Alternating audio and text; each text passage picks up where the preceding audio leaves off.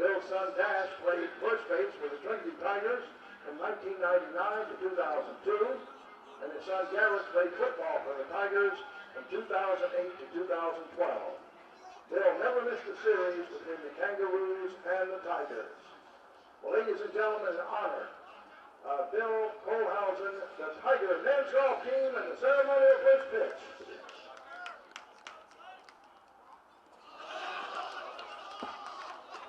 Thank you, Tiger men's golf.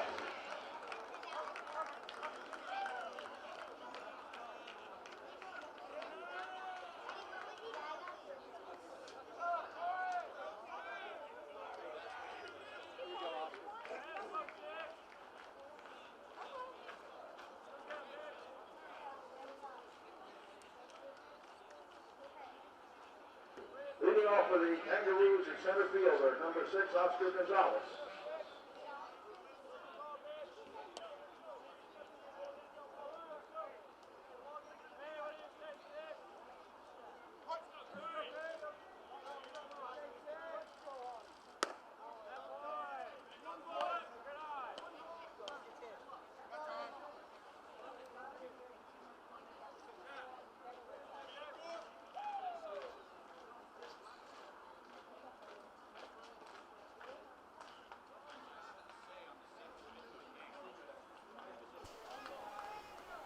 So we welcome you back here to the Tiger Network for Game 2 of our doubleheader between Austin College and the home team Trinity Tigers. It's Corey Cater on the mound in Game 2 after a 4-2 victory for Trinity in the day cap. Austin College rallied late, but ultimately fell short with the Brett Taft strikeout at the hands of closing pitcher Mark Tyndall, joined today once again by Sam McWhorter. Sam, you missed the first game, but Tigers now on a 4-game winning streak. They look to have turned some things around since dropping those games on a couple of weeks ago. Yeah, I mean, I can't speak to the last game, obviously. I was a little bit busy over at Tiger TV with Newswave and finally got a chance to come down and call some baseball. But they certainly look like they've been trying a lot of things, and at least some of them are sticking. And I think that's the most positive thing of all. So getting a little bit of a mound inspection here, it looks like. See, these are the types of things you'd think they would look at before the game started, but they've decided 3 pitches in that now it's going to be an issue here for Cater. It was Jeff Loneker who went the majority of the way for the Tigers in the first game. He took him into the 9th inning. Continued his excellent run of form on the mound for Tim Scannell's team. Speaking of the mound, it looks like it's going to be okay. And Oscar Gonzalez will dig back in. Our umpires have switched here for Game 2. And he's not courteous enough to give us a count. See if he does now.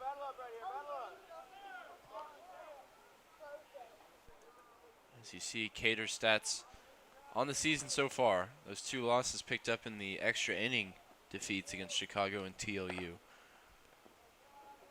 He's been excellent, and he got his first start his last time out, so he's starting for the 2nd time as a Tiger.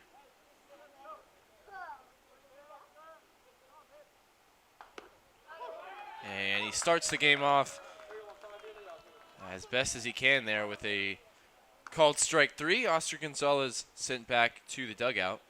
Number 2 slot, right fielder, number 15, James White.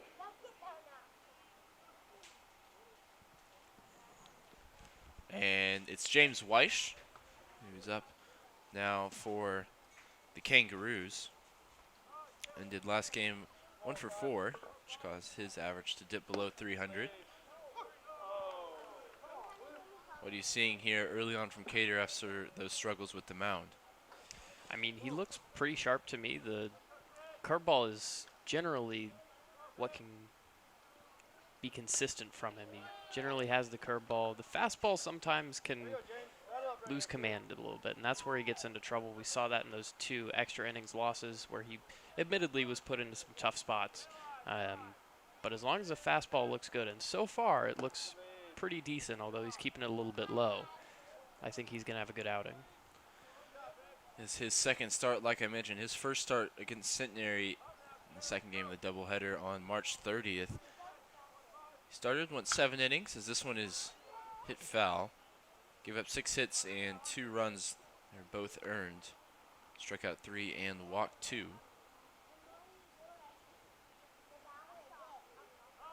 So today the Tigers start 2 guys who at the start of the year you would have said are probably going to be contributors out of the bullpen. And they closed the last game out with a guy you'd say would probably be their #1 starter in Mark Tyndall. Like you said, just trying to figure things out, especially in terms of pitching, but even in between games in this doubleheader, all kinds of change in the batting order as well. And I appreciate that they're throwing things at the wall just to try and get everything working. Get an appeal down to first, which they will say he did not go around, which looks like he did. Although we can't quite see the end of the bat there, so give him the benefit of the doubt. Looks like we'll get our first miscue of the day from the Tigers. And I think something that's been huge for them recently has just been unforced errors.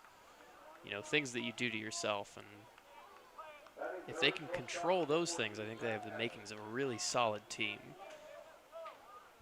You just have to be wary of those sorts of mental mistakes and the positions that you put yourself in that you don't necessarily have to be in. Not making the other team beat you, but playing down to their level. If they can avoid that, which at least recently they've been doing to an extent, I think they'll be all right. Taft sends this one out into the outfield. Looks like it's going to be playable for Meredith. And it is. He fires into Wisniewski, and there could be a play at second here. And it is a double play to end this first inning as the deep fly ball is brought in by Meredith. And Weiss is thrown out on the base pass trying to tag up. So we'll head to the bottom of the inning. Get a look at that play defensively for the Tigers. We'll be right back with you here on the Tiger Network.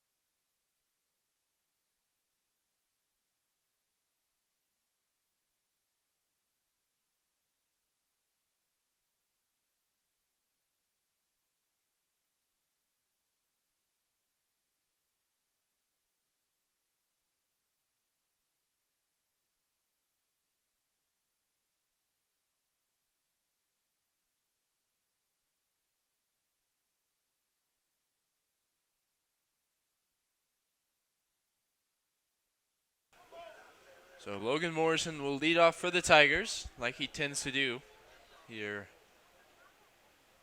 in the nightcap of the doubleheader. It's going to be freshman Cody Johnson on the mound for the Kangaroos.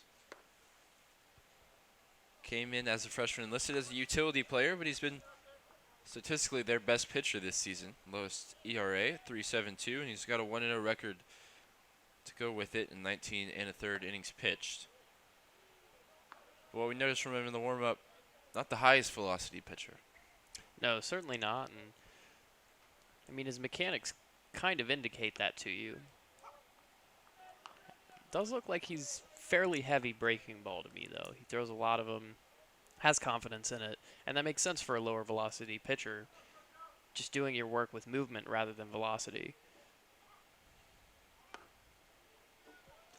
That one comes in too low. We saw the umpire in the first game favor the outside part of the plate.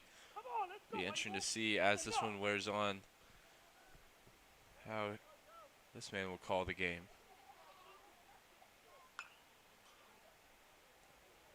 Morrison fouls that one straight back. We've seen at times with the Tigers when somebody throws a guy that can't hit, 90 or even higher than that, like the Tigers are used to facing in practice. Sometimes, at least the first time through the order, they'll struggle to be out in front of things.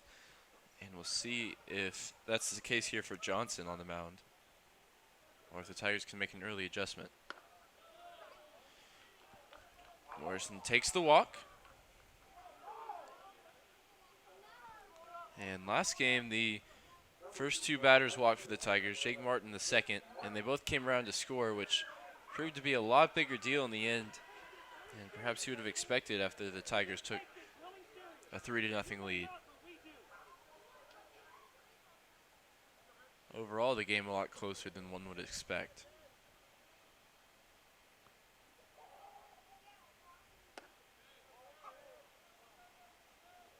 What I like about Johnson, even though he's not throwing gas, so far he's hit his spots, which is encouraging at least to say, can you hit it? If not, it's going to go as a strike. Yeah, challenging guys in the zone is so huge. And that one may just stay playable. No, I think it's going to go over the fence. But that's so important at every level, but especially when you're relying on movement and things to get guys out. You just have to challenge them. And some guys aren't used to that. They're used to guys who are going to kind of play with the edges of the strike zone and try and just nibble and get you to swing at things. And sometimes a guy that comes right at you can be a little bit intimidating. And that one's going to get by the diving shortstop. So 2 aboard here for the Tigers with nobody out in the first. It's good work from Martin on the 0-2 pitch. Yeah, I mean, this is just textbook protecting the plate. That probably isn't a strike, but it's close enough that you don't want to leave it in the hands of the umpire. So you just put a good enough swing on it. You don't have to try and send it to the warning track. And now you give Chamet a chance. 2 men on. Go for it. Yeah, in this exact situation in the first game, Chamet decided to lay down a bunt. We'll see. This time he takes a swing and he's going to pop it up out into the outfield. And tagging is Morrison, and the throw was certainly there in time. Looked like Morrison may have just beaten the tag. So in an unconventional way, with both runners tagging, Chamet moves the runners without bunting. And you know that makes me happy. And I do think that this is the type of situation that you can put yourself in, where Chamet just makes contact consistently. I wouldn't be surprised if he has an above, let's say, like 85% contact rate when he's at the plate. That's almost as good as a bunt to me, especially when you have a guy that's maybe a little bit more line drive heavy. He doesn't hit a ton of those fly balls, but even when he does, generally they're deep enough that they can probably move a runner over, or at least close to it. So I love the decision not to have him bunt there. Yes, you still give up an out, but at least you had a chance. What if that ball drops? Now all of a sudden we're looking at a different situation. So either way, the Tiger runners advance and they stand on second and third.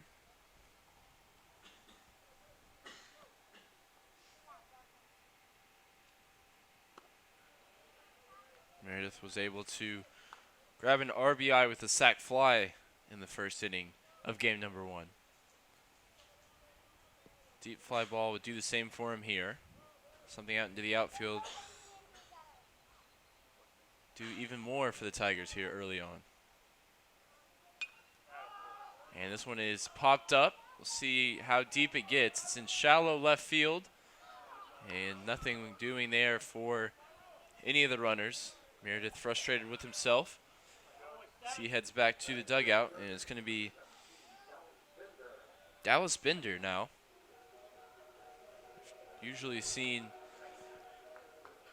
Michael Goodrich in this role. He's being rested for the nightcap today. John Tucker goes behind the plate.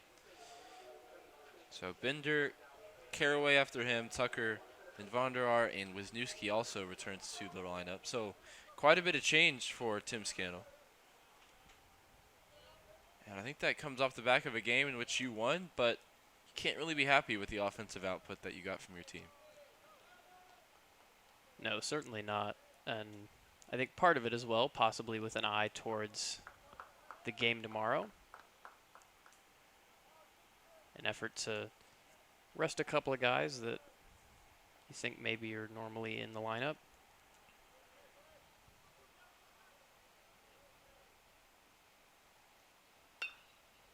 And Bender shoots this one over to third base. The throw is on the money. And Cody Johnson's able to overcome a couple of early base runners. The Tigers strand two on second and third. It's still 0-0 here heading into the second inning.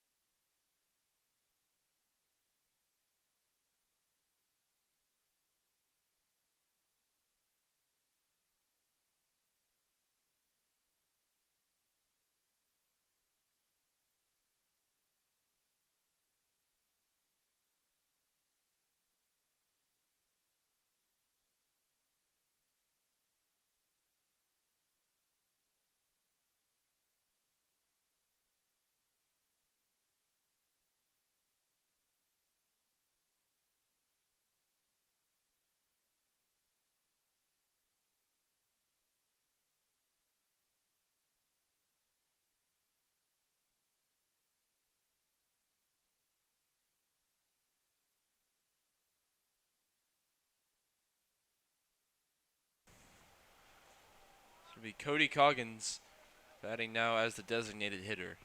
He's behind the plate for the Roos in game one. But as I noticed, of their starting contingent, they had 3 guys listed as catchers all playing, so plenty of options to go behind the dish for head coach Mike Ramsey. Same starting lineup batting wise for the Roos, just the one change with Gilbert dropping into the 7th spot. I think that shows that for Coach Ramsey, I mean, you're happy with your offensive output. You didn't string hits together, but you came out of the game with 10 hits and scored a couple of runs, had a chance at the end to get back in the game. And against the number 4 Trinity Tigers, you'll take that every day of the week. Yeah, anytime you string 10 hits in the same game and you don't score that many runs, I mean, obviously you're going to feel pretty unlucky. I have to think that's what's on the mind of the man in the dugout.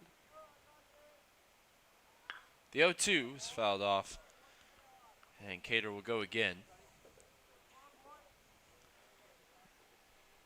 For as good as Loneker was, he wasn't quite at peak form like we saw him against Centenary when he gave up the 1 hit, but prevented those hits from being strung together with a lot of timely strikeouts, ended with 10 Ks. That one is hit extremely high. Looks painful there for Goggins. That was about as awkward as a baseball play I have ever seen. That hurt me. But he looks to be all right. He popped this one really high.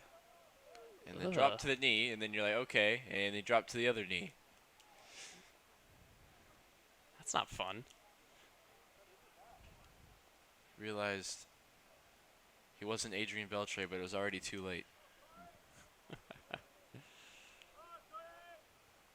So another edition of the 0-2 pitch. On its way from Corey Cater.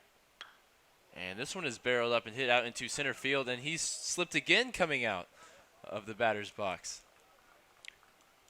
And it's Coggins against the dirt. We saw this again in the first inning of the last game as well. I gotta say, second inning, whenever he came up first, he slipped coming out of the batter's box. 10 for effort. Oh dear. Maybe a little bit less for balance. He took some cuts, though. Yeah, ended with pretty solid contact there, sending out into center field. But when you can't run the bases, what is it good for?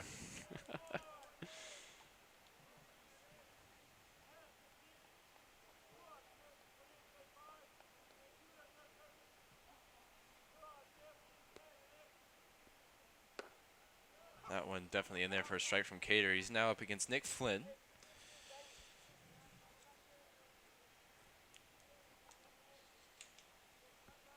Number 5 batting from the right side of the plate. He went 0 for 4 in the first game, did the left fielder. Looking to bounce back now against Cater.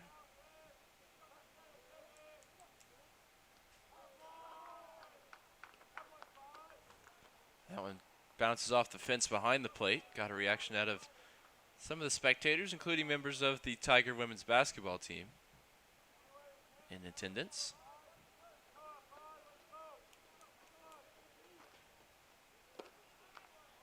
That one in there for a strike. Gets away from John Tucker, who's deputizing behind the plate for probably the 5th or so time this season, giving Goodrich and his knees a rest.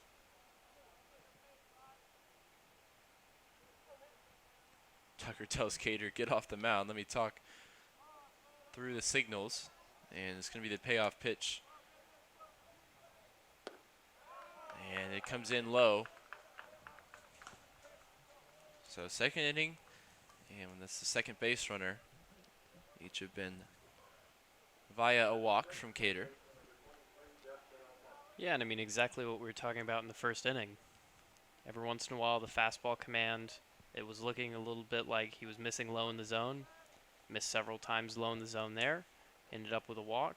Curveball was on pretty much the whole at bat, but every once in a while, that fastball command just not quite there. And he can definitely work around it. He's an amazing pitcher. But every once in a while. Runner was going there in what looked like a hit and run situation with Alphonse at the plate. He'll retreat after the first baseman fouls off Cater's first offering.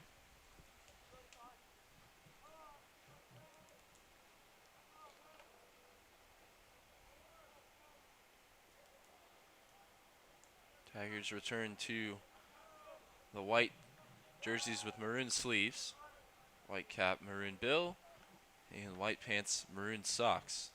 Austin College stays in the gray for second consecutive game.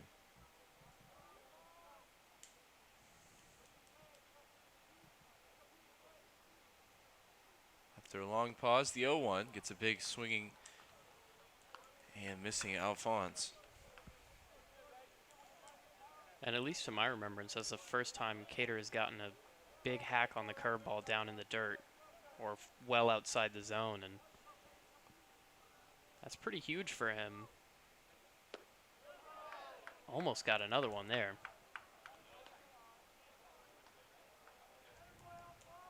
Here's a look at that check swing from Alphonse. Maybe just barely held back. But again, really close to getting another one. Tucker sets up inside here. Cater's pitch goes outside, and it's tapped down the first base line. It's going to go foul. Big man runs through first base, but he'll head back, and he'll still have an 0-2 count here. Something to keep your eye on. The pitch count for Cater already up near 30, and we're only through an inning and a third.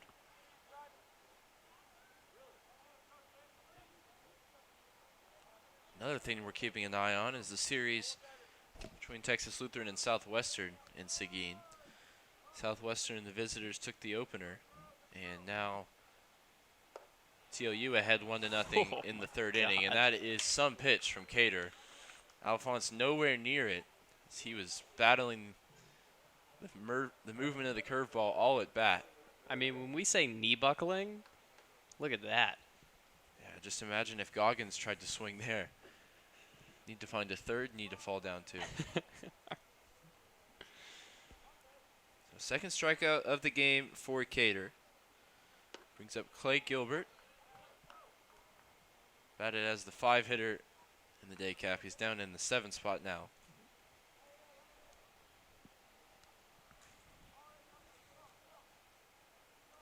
And he's down in the count, 0-1. Make it 0-2.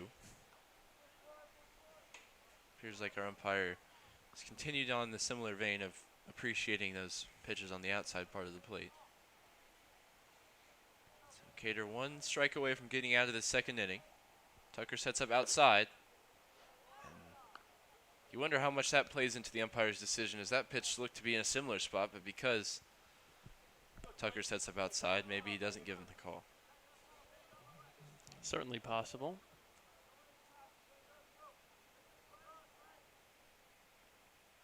And he gets him anyway on the swinging strike 3. So a couple of strikeouts to end the second for Corey Cater on the mound. We'll be back with you in a moment when the Tigers take their swings here in the bottom of the second.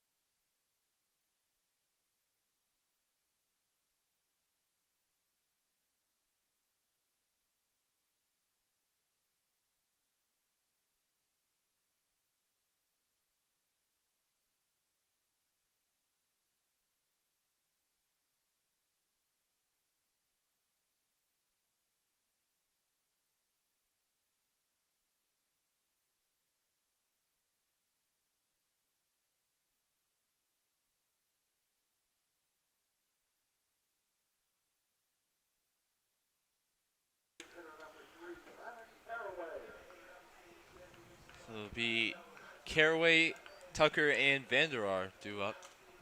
6, 7, 8 for the Tigers. Caraway returns to the lineup as the DH. Vanderar over at first base, and a role we haven't seen him in. We saw him play left field earlier in the season. So some interesting defensive changes, as well as switching the batting order around. Caraway, a very patient hitter, has really found some form at the plate of late.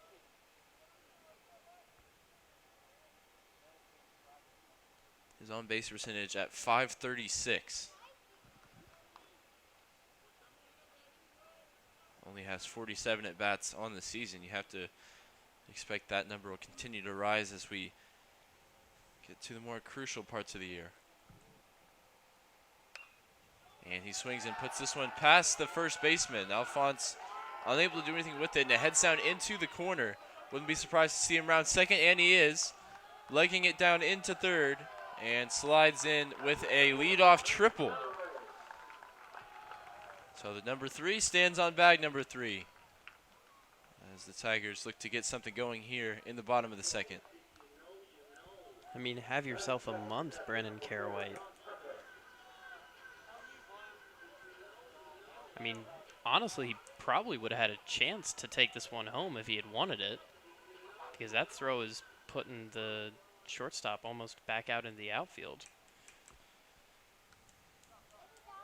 That dispelled any wonderings we had of injury as why he wasn't playing in the field as John Tucker brings him home. The Tigers take an early 1-0 lead here in the bottom of the second on an RBI single from John Tucker following the leadoff triple from Caraway. And once again, John Tucker does what John Tucker does. And what does John Tucker do? He swings. That pitch is in the left-handed batter's box, and John Tucker says, "Thank you very much. I'll take an RBI because I swing at things." So Vonderar, another new addition to the lineup. We saw him pinch hit, and then when he came up for his second at bat, he was pinch hit for by John Tucker after a left-handed reliever came into the game.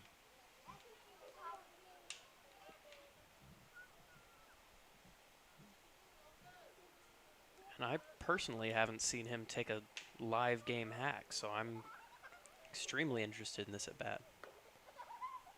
Yeah, he's played a fairly important role early on in the season when Rafe Shamet went down injured. He came in for the Birmingham Southern Series and a couple other games in there as well, including a big home run that basically won the Tigers that game and a series as well against Birmingham Southern. And he's put something behind this ball. We'll see where it goes. It's headed out into right field, and the play is going to be made out there and right. But a good cut taken that time by Jack Vonderar. Had the right idea. And consecutive left-handed batters here for the Tigers. This is uncharted territory as Jack Wisniewski stands in. He's back in the lineup.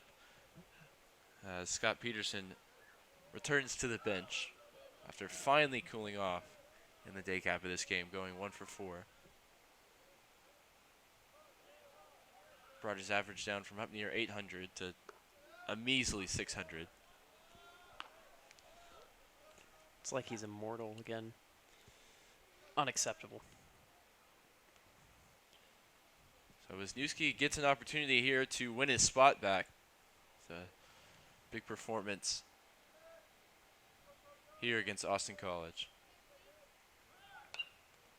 He puts this one down the first base line, and he'll head back to the dugout. Nothing, it looks like it was fielded foul.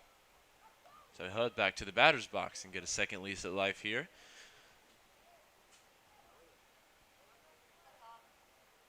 Alphonse did field that one, but I think it was on the wrong side of the bag.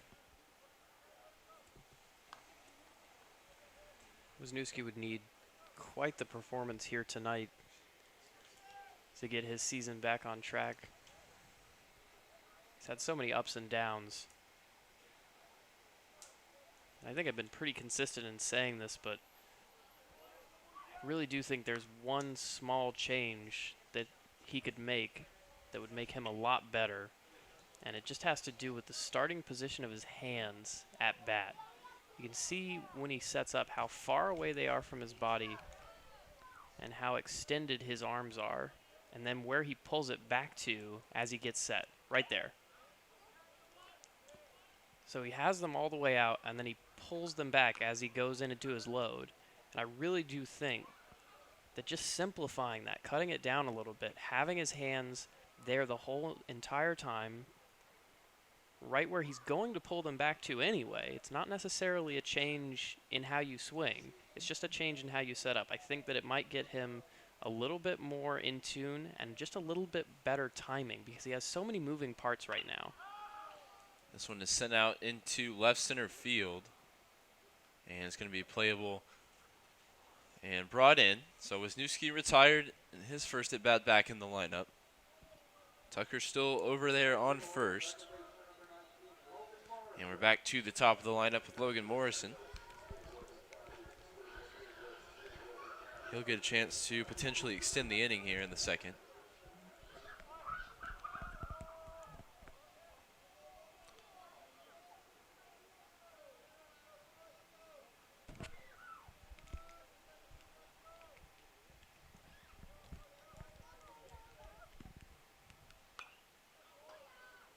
First pitch fouled straight back. Obviously the Tigers have struck first, but haven't struck too often with Cody Johnson on the mound. They've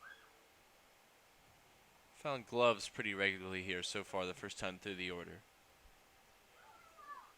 1 run on 3 hits. And Tucker runs and almost caught everybody off guard there.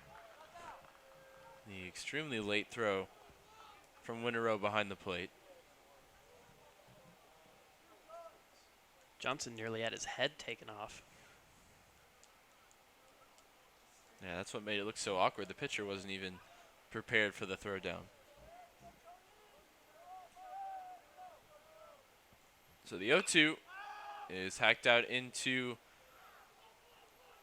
extremely shallow right field, and it's brought in, and the Tigers are retired here, but they grab the first run after a leadoff triple by Brendan Caraway and an RBI single from John Tucker. It's 1-0 to Trinity here on the Tiger Network.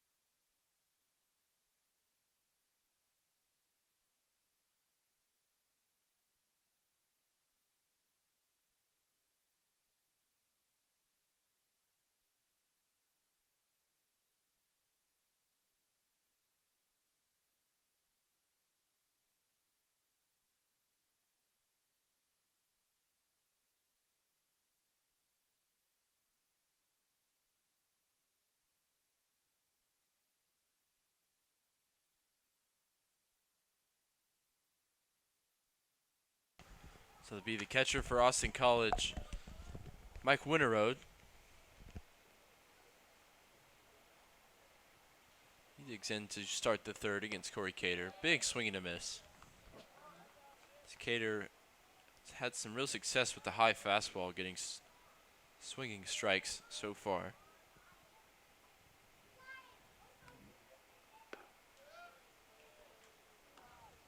That curveball just misses outside.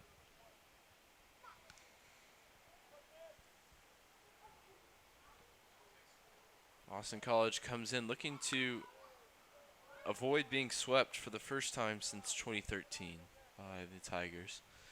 Last time the series went in favor of the Roos was in 2012. Since 2012, the series at 18-3 after the day cap of today in favor of the home Trinity Tigers.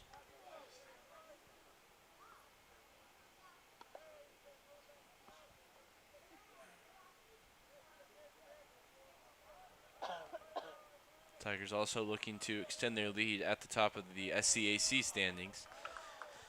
They're now 7-3 in conference, as a walk is issued that time to Winterow to start the inning. And of course we have eyes on the TLU and Southwestern game. Southwestern now 5-2 in conference, TLU 4-3.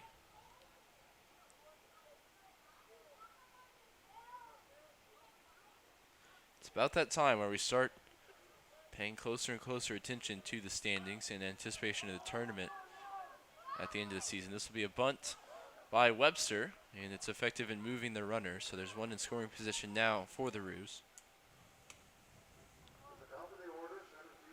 And they're back to the top of the order with Oscar Gonzalez.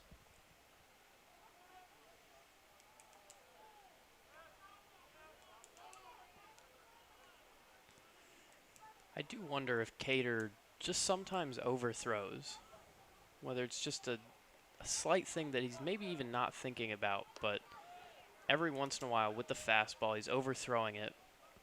And that's why sometimes he'll miss to the left or low, which is what you would expect when your release is just slightly later than normal because you're just trying to put that little extra bit behind it. Whereas with the curveball, he doesn't do that, and maybe that's why he has better command of the curveball. Just something to think about as we go forward through this game. Just watching where Cater misses with the fastball, if he's missing with the fastball. And perhaps it has a little bit of a correlation there. Yeah, he's had a majority of success high in the zone with the fastball. When it's gone low, it's tended to miss. And the high fastball also sets up well for the curveball. So they would look pretty similar coming out of the hand.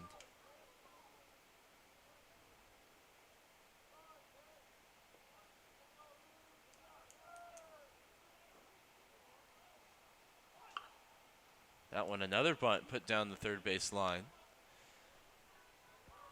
Bender back out at his preferred corner of the infield. Fielded it, but it was in foul territory. Played first base in the day cap. Now Vonderar over at bag number 1.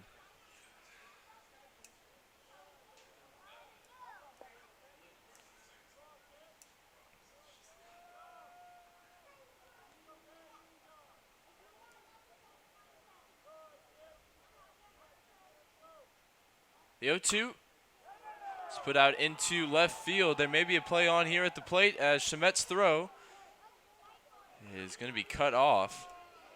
The runner goes to second, and they're second and third now with 1 out. Good piece of hitting there from Gonzalez on the 0-2. Take it out into shallow left field. Yeah, he was just able to slap that one off.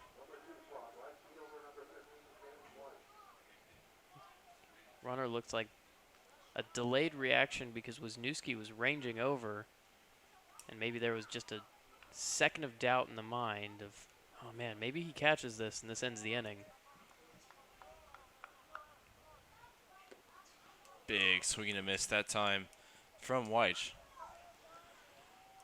Telling you, man, the breaking ball from Cater, it just always seems like it's on. There's one thing that he can rely on to just consistently get guys to swing and miss and consistently land in the zone when he needs to. It seems like it's the curveball. And this one's going to get through the infield. It goes all the way through to Jake Martin. We'll see if there's a play here. It looks like they'll hold the runner at third. So Austin College back level here in the top of the third. As Winter Road comes around after the leadoff walk. Those free passes finally haunt Corey Cater after issuing one in all of the first 3 innings.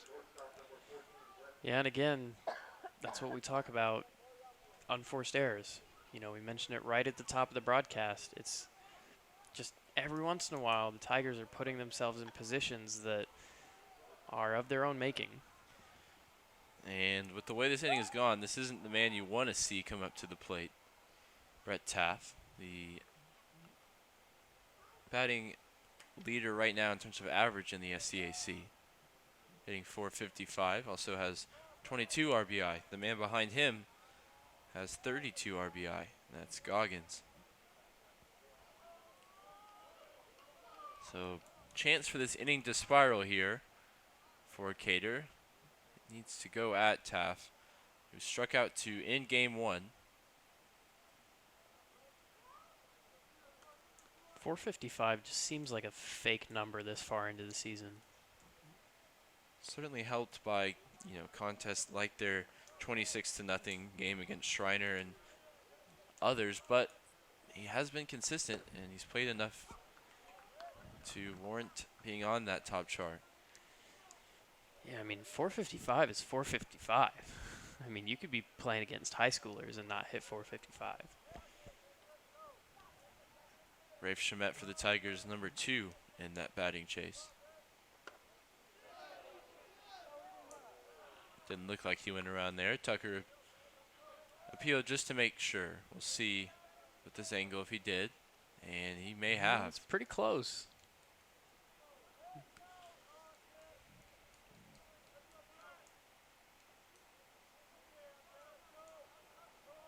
So the 1-1 is in there for a strike. Come on. You can't throw that. That's ridiculous.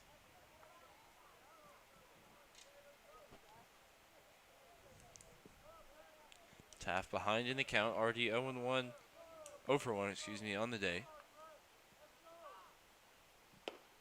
And that one comes in low and outside. The count's now even. Taft finished strong in the day cap before striking out to end the game. He had a single and then a triple and came around to score in the 8th. Shortstop takes the 2-2 and he swings and chops this one out to second. A chance to turn 2 and end the inning, and they flip over to first. And they brought Vondegar off the bag with the throw. Morrison's throw came in high, it looked like. And so Austin College take the lead on the fielder's choice, grounded into by Taft. He'll take the RBI, and he earned it after running hard. Yeah, it looked like the foot came off the bag for Vondegar. And you have to wonder, he's at least in games, he's inexperienced as a first baseman. And does one of your more experienced guys like Tucker, like Caraway, maybe even Bender, bring that one in? This one's sent out into the outfield, and it should end the inning for Jake Martin, and it does, but not before Austin College strikes back with a couple of runs. They lead 2-1 over the home team, Trinity. We'll be right back with you here on the Tiger Network.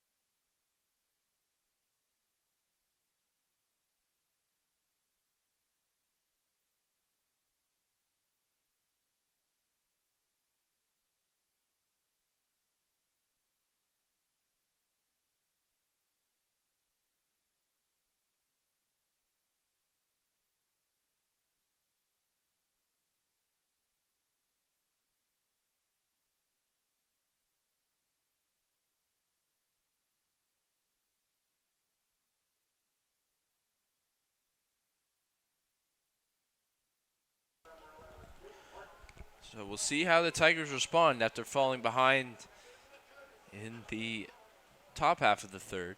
We've got Jake Martin, Rafe Schmidt, and Mason Meredith due up.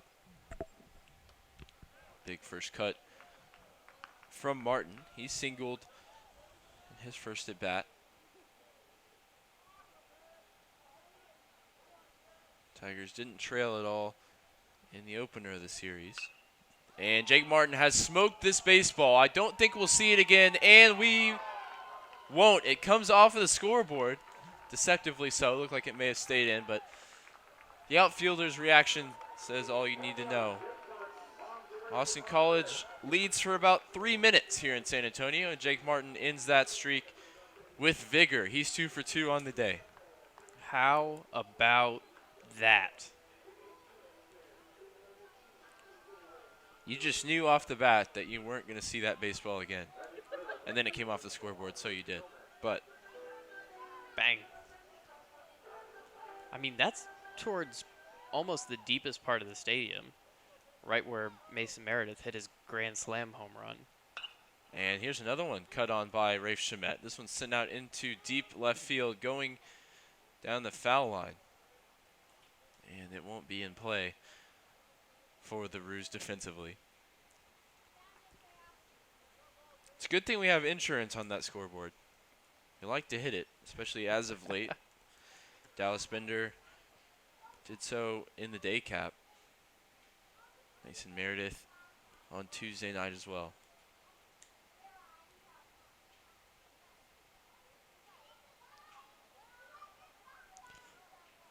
That's not something you see every day.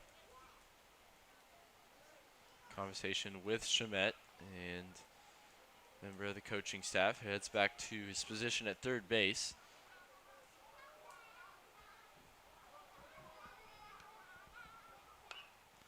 And immediately pulling that one over towards first base. It'll be a straightforward play for Alphonse. And Shamet heads back to the dugout.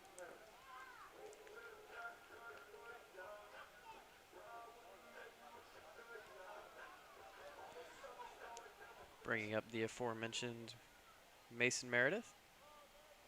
Yep, no stranger to the long ball as of late. And he was looking to make solid contact there. I think it's a matter for the Tiger hitters against Cody Johnson of just trying to sit back on the ball. And that's what we saw with Martin, who made the adjustment, sat back, waited for it, and then absolutely plastered it. See if others are able to make the same adjustment.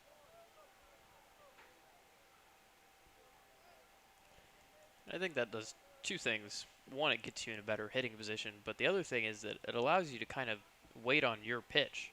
If you're sitting back on the ball a little bit more, you're less likely to go swinging against something like that, for example. So you're able to say, okay, I know where I want my pitch to be. This is, if I'm having somebody throw it to me in the home run derby, this is where I want it. And you're able to wait for that until maybe you have 2 strikes, and then you can just make solid contact. And that one manages to sneak past the shortstop, Brett Taff. There's a rope hit right at the shortstop. I'll tell you what, I'm not fielding that ball. No chance. I'll get me as far away from that as you can. Yeah, I mean, you don't want to have to buy a new glove, do you? So Dallas Bender comes up to an acoustic version of God's Plan by Drake. And that tells you all you need to know, I think, as he stands in. Yeah, I don't think we need to talk for the rest of this at bat. I think our job's been done for us. I'll at least let you know that Bender had a solo home run himself in the day cap of the game this afternoon.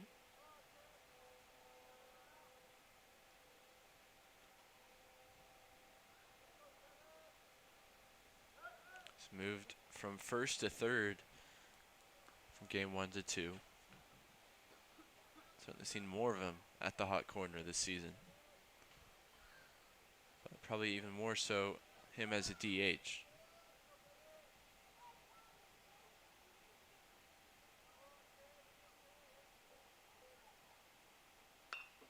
And he puts this one out into the opposite field. It's in right, and it's going to be brought in for out number 2 here in the third. Meredith retreats to first base. And it brings up Brendan Caraway, fresh off of a triple in which he came around to score in the second. He represents one of the Tigers' 2 runs so far tonight. And it's finally a doubleheader where I feel comfortable calling the second game the nightcap, as the sun has set here in San Antonio. First pitch around 7:15, 7:20. And Caraway's behind in the count, 0-2.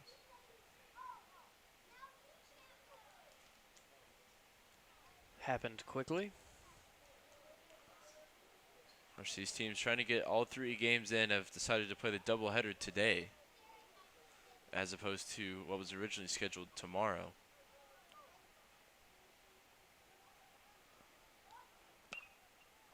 And Caraway sends this one foul.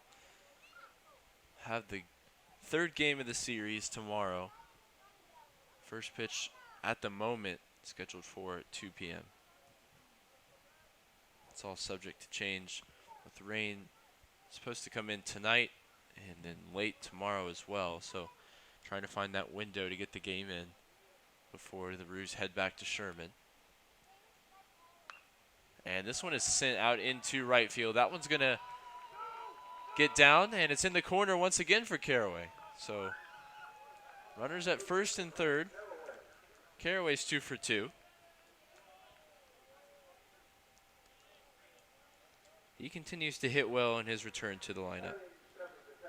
If there was anybody that you would have said, this guy is going to protect the plate with 2 strikes and just get one out into the outfield, Caraway's your man. Does just that and keeps him alive in this inning. So John Tucker was able to follow Caraway's triple in the second inning with a single to bring him home. We'll see what he can do now with the runner on third base. This time there's 2 outs. I'll And give it's you one Meredith prediction. waiting at third. Give you one prediction. Swings. Plural. And he lays off that one, but it goes for a strike. There's probably no more laying off the rest of the way.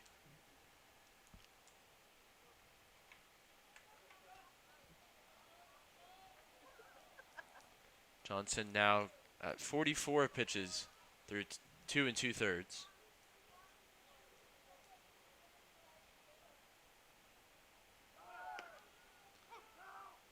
The second pitch is in there, and so is the throw. An excellent throw from Winter Road, and it retires Caraway, who was sent trying to steal second. That is a great throw. So the Tigers grab one back on the solo home run from the leadoff hitter, Jake Martin, and we'll head to the top of the fourth with the game all tied at 2.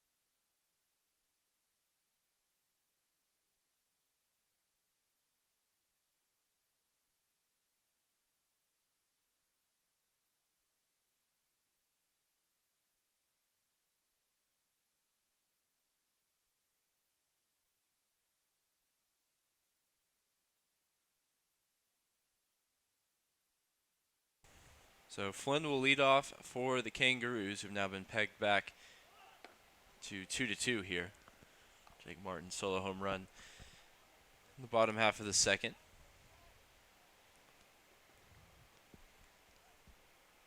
You know, we almost saw my favorite play in baseball there, the bunt. Flynn felt like maybe he could beat it out, get an infield single. He walked his first time up in the second.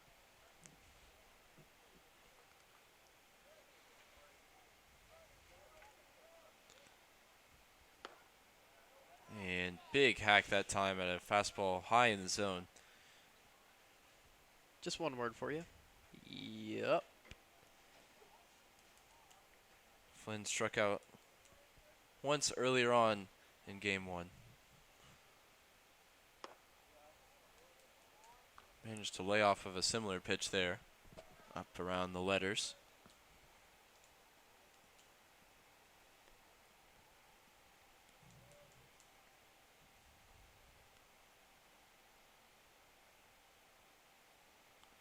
And the 3-1 is in the inside part of the strike zone.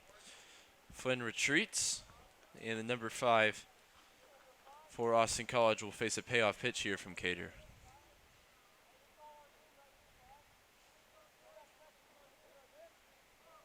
The 3-2 is fouled off. See another offering to Flynn, playing out in left field. Haven't seen it a ton from Cater, but at least I feel like he has better control of the curve than the fastball. I'd love to see a curve here. And you get your wish, but doesn't break enough for the Tigers man on the mound. I mean, it's tough because that was just given for a strike earlier, so that's tight. But I love the idea, if nothing else. Last time Cater walked Flynn, he followed it up by a couple of consecutive strikeouts in the inning of Alphonse and Gilbert. Alphonse now at the plate, and Gilbert on deck.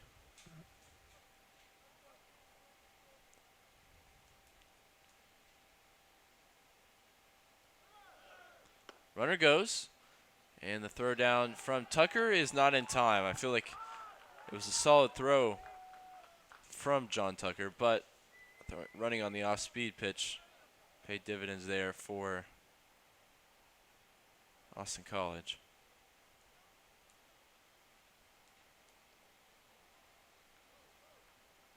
When you look at it on a replay like that, to call it an off-speed pitch is pretty funny. It was moving quickly. Yeah, Corey Cater doesn't throw anything too slow.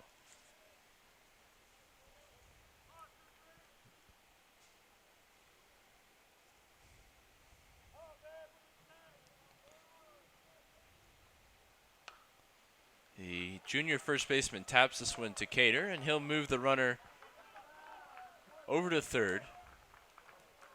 So Austin College has the go-ahead run 90 feet away, and they have Gilbert now at the plate.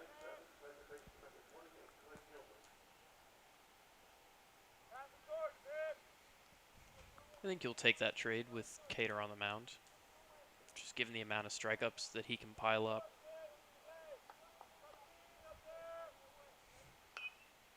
Yeah, for Loneker, he was able to grab one an inning in his outing. He did with 10. Cater now sitting on 3.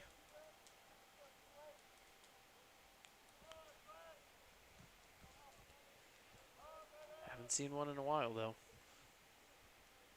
Be a great time for it. Gets a big swing and a miss. Needs one more here from Gilbert. Winter Road waits on deck. He walked and came around to score in the third. See what Cater has for Gilbert now. And he gets him with the strikeout on the fastball high in the zone. So there's 2 down here for the Tigers in the top of the 4th. Beautiful high fastball. Something that pairs so well with his curve, and something that he's able to do so effectively because he does have that backspin on the fastball that gives it a little bit of ride when it's up in the zone. Doesn't drop as much as you think it does. He really seems to me like he is just allowed himself to throw that pitch, and maybe the velocity is not quite as high, but the command looks impeccable.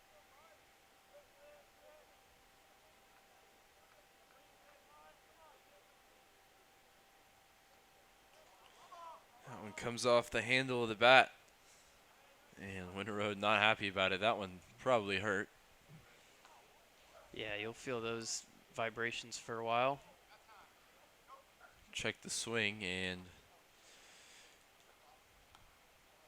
quite the reaction from the man that usually resides behind the Austin College plate. Ugh. May have come off the hand even. He's still outside of the shot. As the argument may be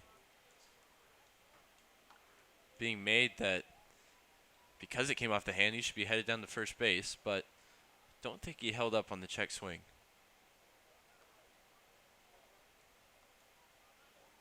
There'll be conversation between the umpires here. We'll see what the outcome is. All kinds of conversations being had now. Social hour here in the top of the 4th.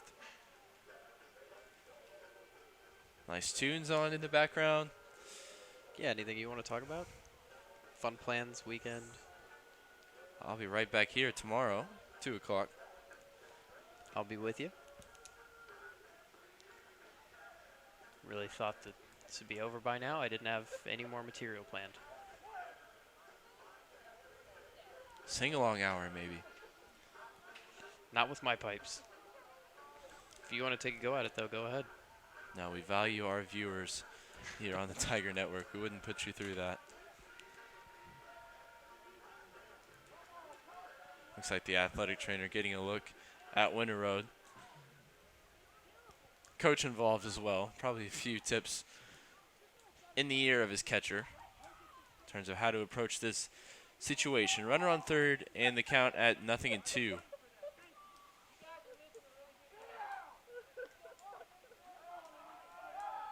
There's certainly some arguing going on in the crowd.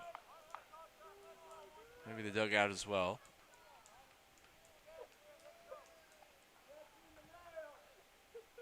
And somebody finds it funny, and that's about all we could tell you. Another news, Winter Road still looks a little bit shaken up here. And I'm tending to agree with you. I think the ball might have hit the handle of the bat and then maybe grazed some knuckles, and could have been what the trainer was looking at. Yeah, if I'm Cater, I attack the zone here. He misses that time, but I'm going to make Winter Road swing the bat. Yeah, I mean, I would have gone curveball there. But then again, with Cater's curveball, I'd be hard-pressed not to go curveball every time.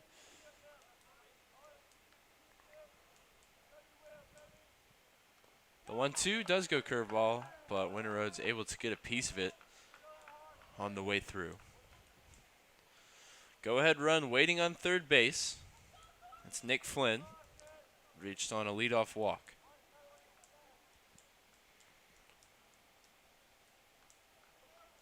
Cater comes set. And from the stretch, the 1-2.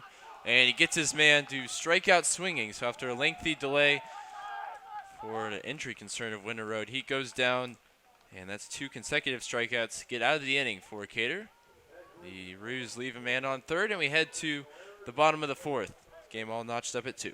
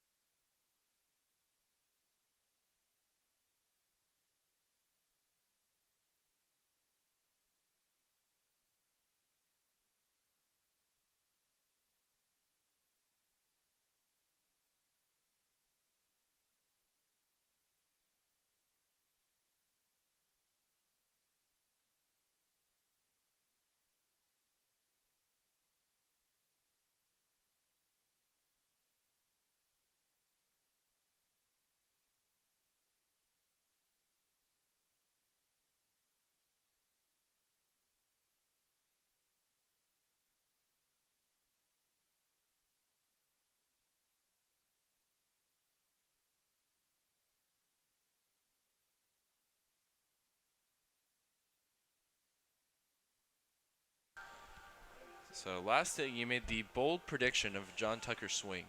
I just saw a couple in the warm-up. We'll see what the Tiger catcher has on offer here for us in the bottom of the 4th. I believe I went as far as to say swings plural, which obviously is not true. First pitch swinging, John Tucker grounds out to second base to lead off here in the bottom of the 4th. Last inning ended with Caraway being caught stealing, and Mason Meredith stranded on third. And I think a move that both of us thought was kind of a 50-50 type decision.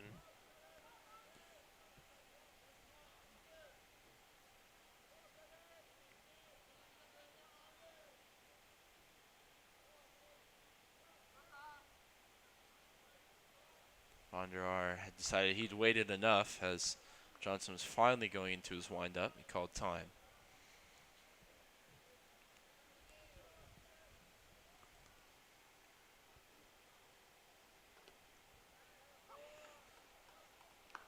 Take strike one.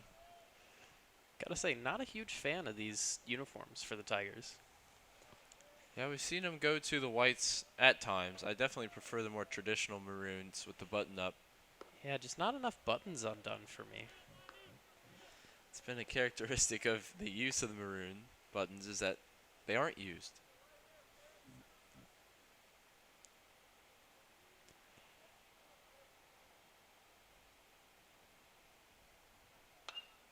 And that one is roped, but is right at the shortstop, who is a bit of a shift over towards second base.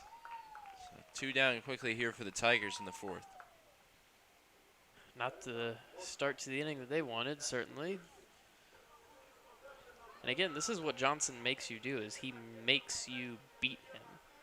He's not going to make a ton of mistakes. He's going to put the ball in the zone. Sometimes it's going to have a good deal of movement on it. Sometimes it won't. And he's going to force you to hit balls into the outfield, get line drives off of him, get home runs, get whatever you can. But he's not going to make those mistakes for you. I think probably a lesson that the Tigers could learn from him.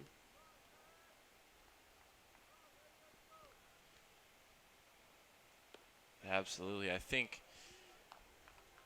if you're a Ruse fan, you may be fortunate that you've caught the Tigers on an off day with a guy that's, he's definitely offering things up to be hit. And at least so far in the first game and in this one as well, the Tigers haven't been at their best at the plate.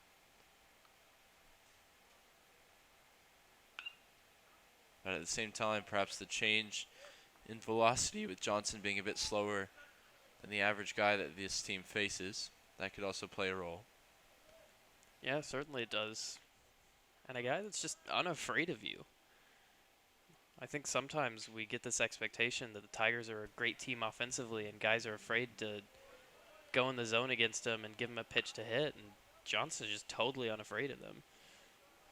So kind of a refreshing thing to see, and maybe also kind of throws you off your game if you're a Tiger.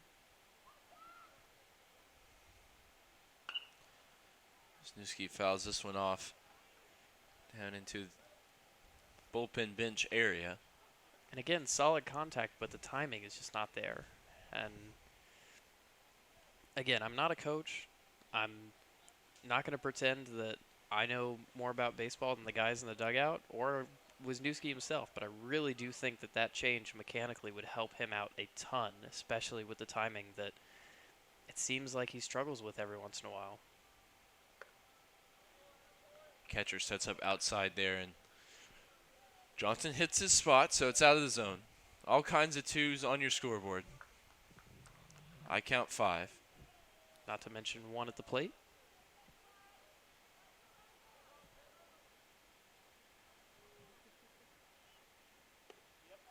And the count's going to run full. So the symmetry ruined. Johnson was halfway to the dugout. I have seen an extended outside part of the plate at times over the course of the day. Not that time.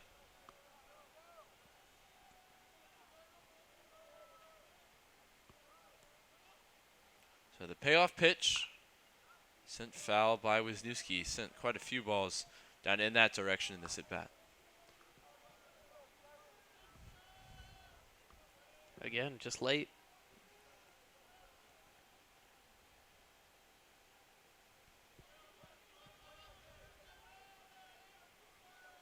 So it'll be the second edition of the payoff pitch here to the Tigers, number 2. And this one is sent out into right field. And did he get that? It looks like they're going to say he did. All right. Heck of a play. That was probably the... Wow, just barely. What a play. The right fielder brings that one in. We saw him making a diving attempt in the day cap. It didn't come up with it. This one, it looks like he did. Looks like the glove gets underneath that as it comes down towards the turf.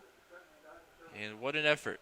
We applaud that as we head to the bottom of the or to the top of the fifth, excuse me. After 4, it's 2-2 between Austin College and Trinity University.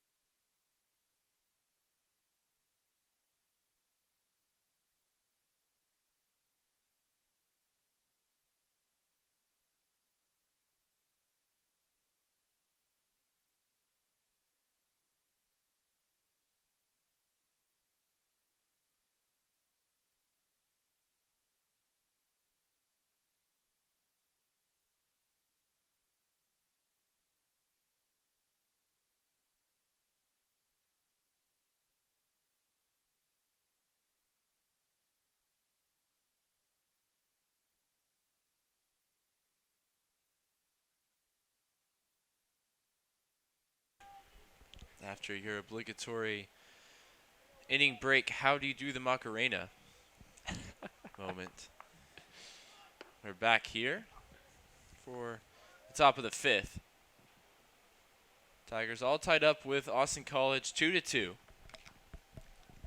Their latest scoring was the Jake Martin solo home run in the 3rd. That may have been the most ambitious bunt attempt I have ever seen in my life. I mean, you have to give him credit. He went in for it, did Webster. We've already seen him lay down a bunt back in the 3rd. That helped Winterode to come around and score. And that one tapped towards second base. Chance to beat it out.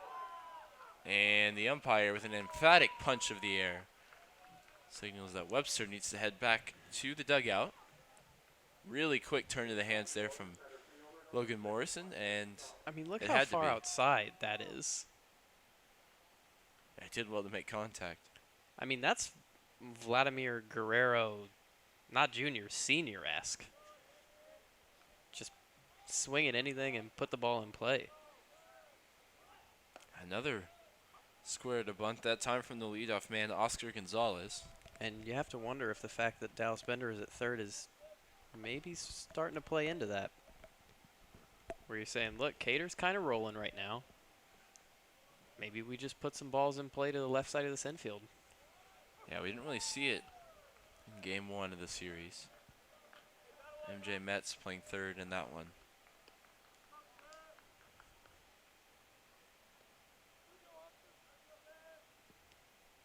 Cater looks in. He's about to deliver an 0-2 pitch. Not after Gonzalez sorts out this batter's box. I'm sure the ground crew really appreciates the treatment of the field so far in this one. First the mound issues. Now we're digging some ruts in the batter's box. That one comes in. I mean, somebody's about to have a long night, is all I'm saying. That one comes in high for Cater. He's now thrown 74 pitches through 4 1/3. Hasn't been near as efficient as Lonecker was in game 1. But the Tigers only had to use 2 different guys in relief, and they only combined for 3 outs. So plenty of arms in the bullpen. In the game tomorrow, Tigers have a couple of midweek games coming up as well. They'll face Our Lady of the Lake at home Tuesday. Wednesday will be in Belton against Mary Hardin Baylor, and then in an unforeseen 4 straight away games, they'll head to Georgetown for a series against Southwestern over the weekend. I think we've only had 4 away games so far this season.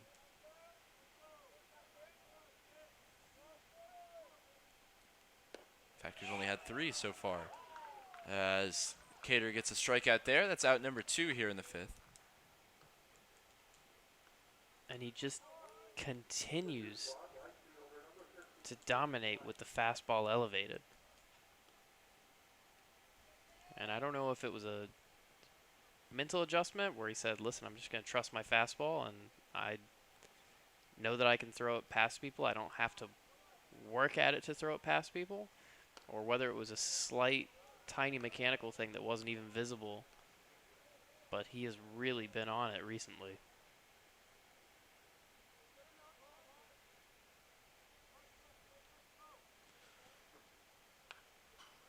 Yeah, it'll be interesting to see this week after the Our Lady of the Lake game how the Tigers travel.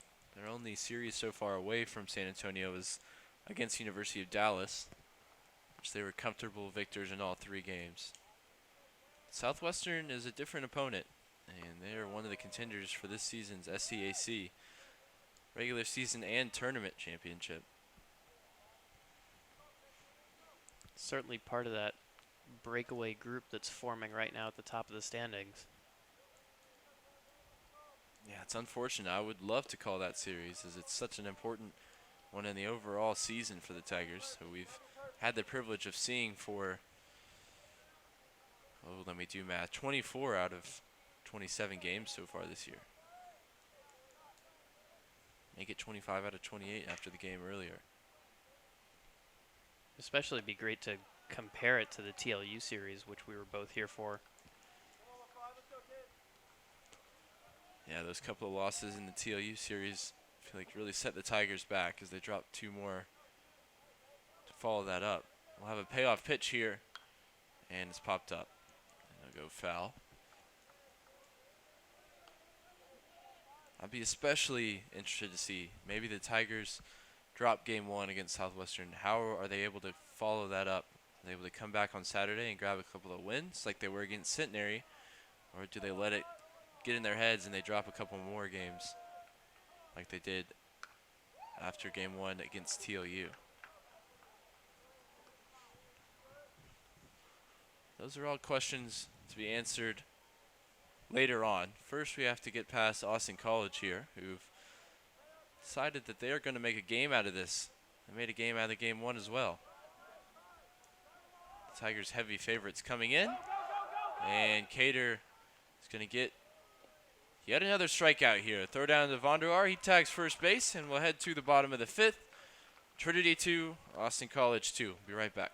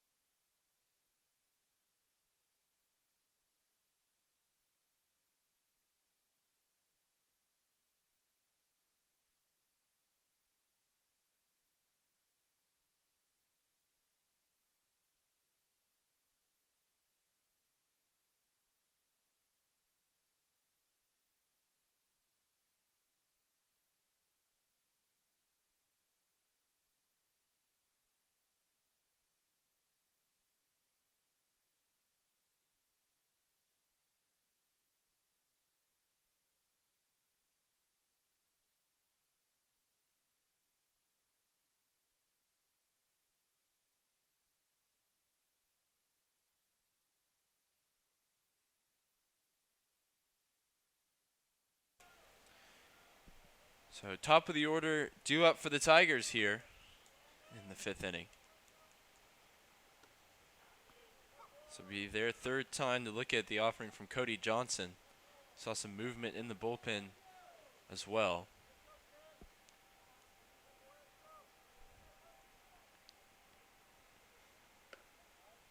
Johnson misses here with his first 2 pitches to Logan Morrison. Morrison walked and popped out into shallow right field. His first 2 at-bats. Took a big cut there. And it's 2-1.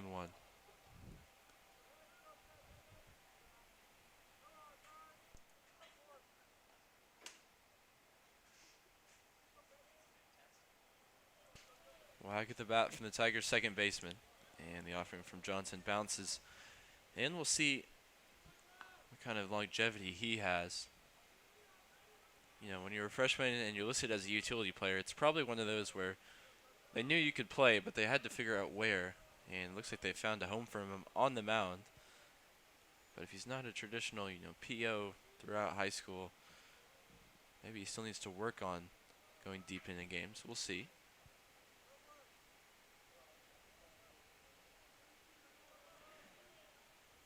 It's only his 3rd start of the season, as this one's popped up into deep center field. And that'll go down as a fly out for Morrison to start the inning.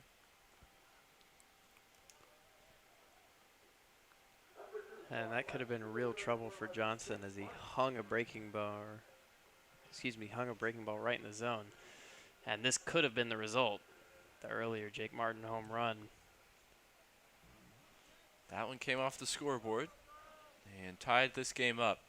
Chance for him to go ahead with a similar effort. Johnson will be as careful as he can with Martin, who's 2 for 2 on the day. He scored a remarkable 38 runs for this Tiger team. 6 of those by way of his own bat. One of the things I do like a lot about Johnson, apart from the things that I've said, is he's able to manipulate his breaking ball into several different shapes. And I think that's one of the things that perhaps makes him a little bit harder to square up, is sometimes he'll have that sort of slidery shape to the breaking ball. And maybe they are 2 distinct pitches. I haven't really been able to tell. The motion seems to be the same. But every once in a while he'll have one that comes out of his hand a little bit like that, but just a little bit tighter. And it'll have that kind of diving action, but not so intense. And then every once in a while he'll pull out the true 12-6 curve that starts maybe at the batter's head and lands in the zone. And that's definitely a skill, being able to manipulate your breaking ball to do exactly what you want it to. Yeah, his 2 starts, his last 2 appearances, he went exactly 5 innings in both. So he'll be looking to at least get through this frame here. He was the beneficiary of the run support in the 26-0 game against Schreiner, as Jake Martin is unfortunately going to head back to the dugout after turning on that ball. It was hit right at the third baseman. This was loud, too. Great reactions by the third baseman, soft hands. And a man that's going to unhappily sit back down. Brings up Rafe Shamet, who's, compared to his usual standards, struggled on the day. He's dropped below 400. Yeah, that's exactly what I was going to say. Started a while back, but the long road down below 400 has finally reached its conclusion for Rafe Shamet.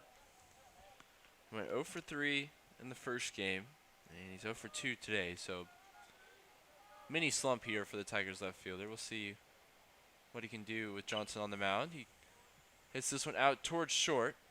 He'll run hard through it, but he won't get there in time. So Shamet continues to struggle just a bit at the plate. I'm sure we'll see him bounce back before long.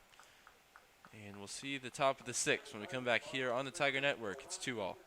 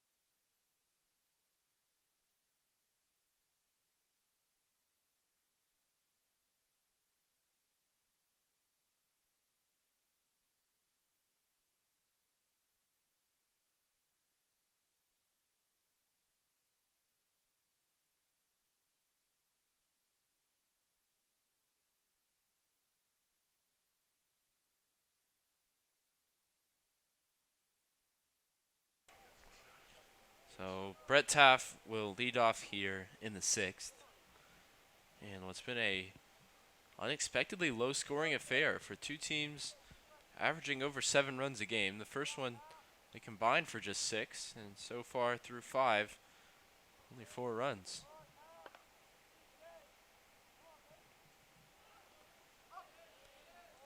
The the average leader in the SCAC attempts to bunt for a hit there on pitch number 1.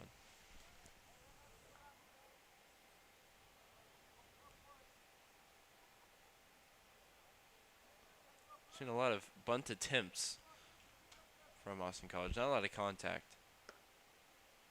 As that one will go for strike number 2. I think that can be attributed to one thing, which is the man on the mound.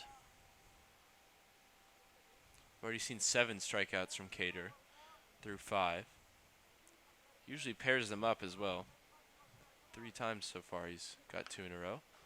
This one will be fouled off by Brett Taff. Look at Cater's stats on the season. Especially note the extremely high strikeout rate.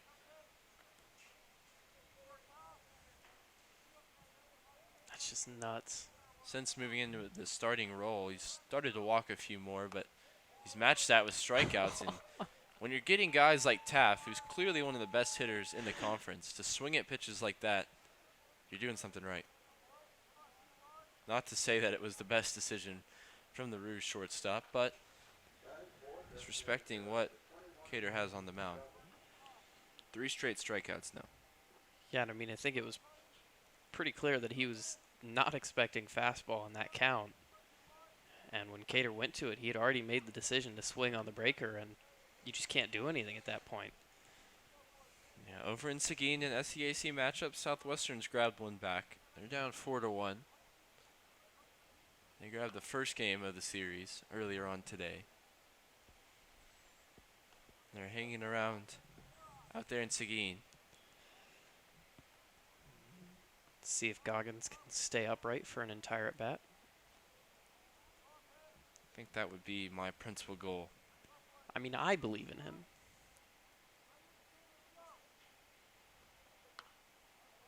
Ooh, close. The torque was there, and the cleats held true for Goggins. Maybe that issue earlier on for Gonzalez was caused by Goggins' tumble in the left-hand batter's box. I am 100% behind that rumor. Quite a few lefties in the lineup for Austin College. And Goggins would like that one back as Cater gets a swing on a pitch that started low and finished even lower.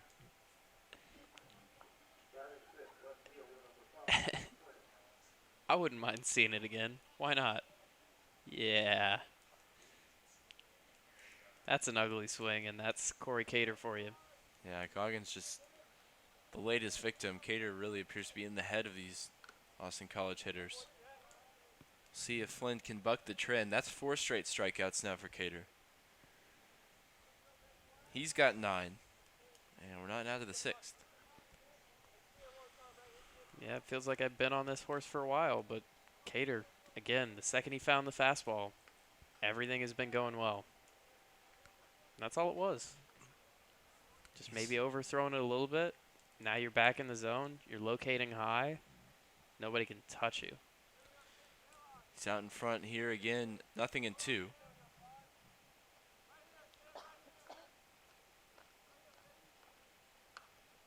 he gets a foul there and ruins his chance at a 10-pitch inning. Still a chance to strike out the side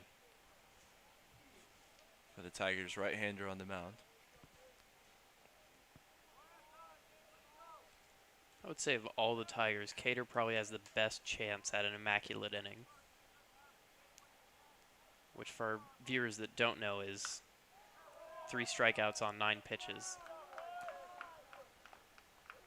And he won't go 3 up, 3 down here as Flynn puts that one out into left field. first base runner in a while since they left Flynn himself out there in the 4th. So Flynn now has reached base all 3 times. Couple of walks and now a single. Alphonse has struck out and bunted.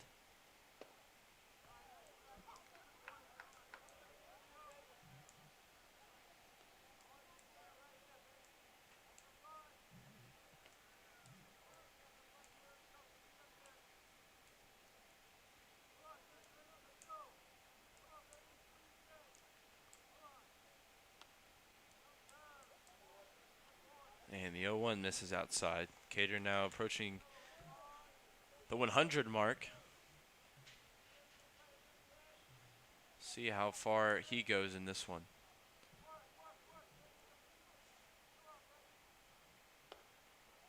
And he gets strike number 2 there with pitch 99. Make it 100.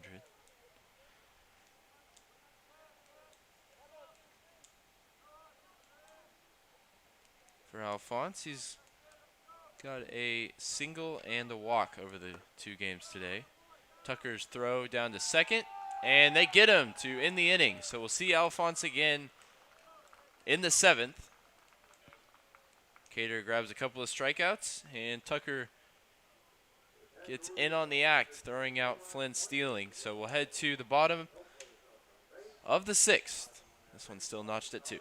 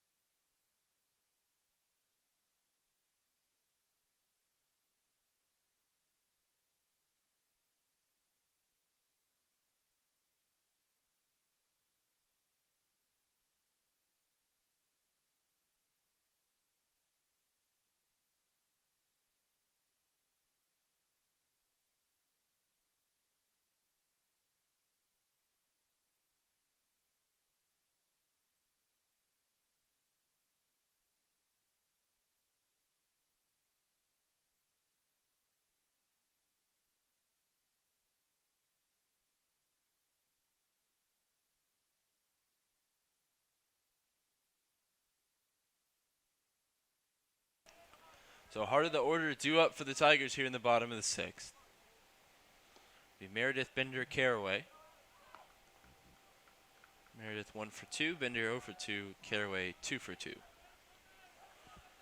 Against Johnson, who's about to throw his 70th pitch of the evening. He's been extremely efficient, quietly I'd say. The 2 Tiger runs came with a triple and then a single and a solo home run.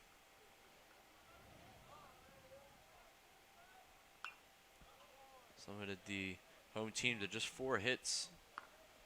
6 hits so far. Whereas Cater's given up the 2 runs on 3 hits.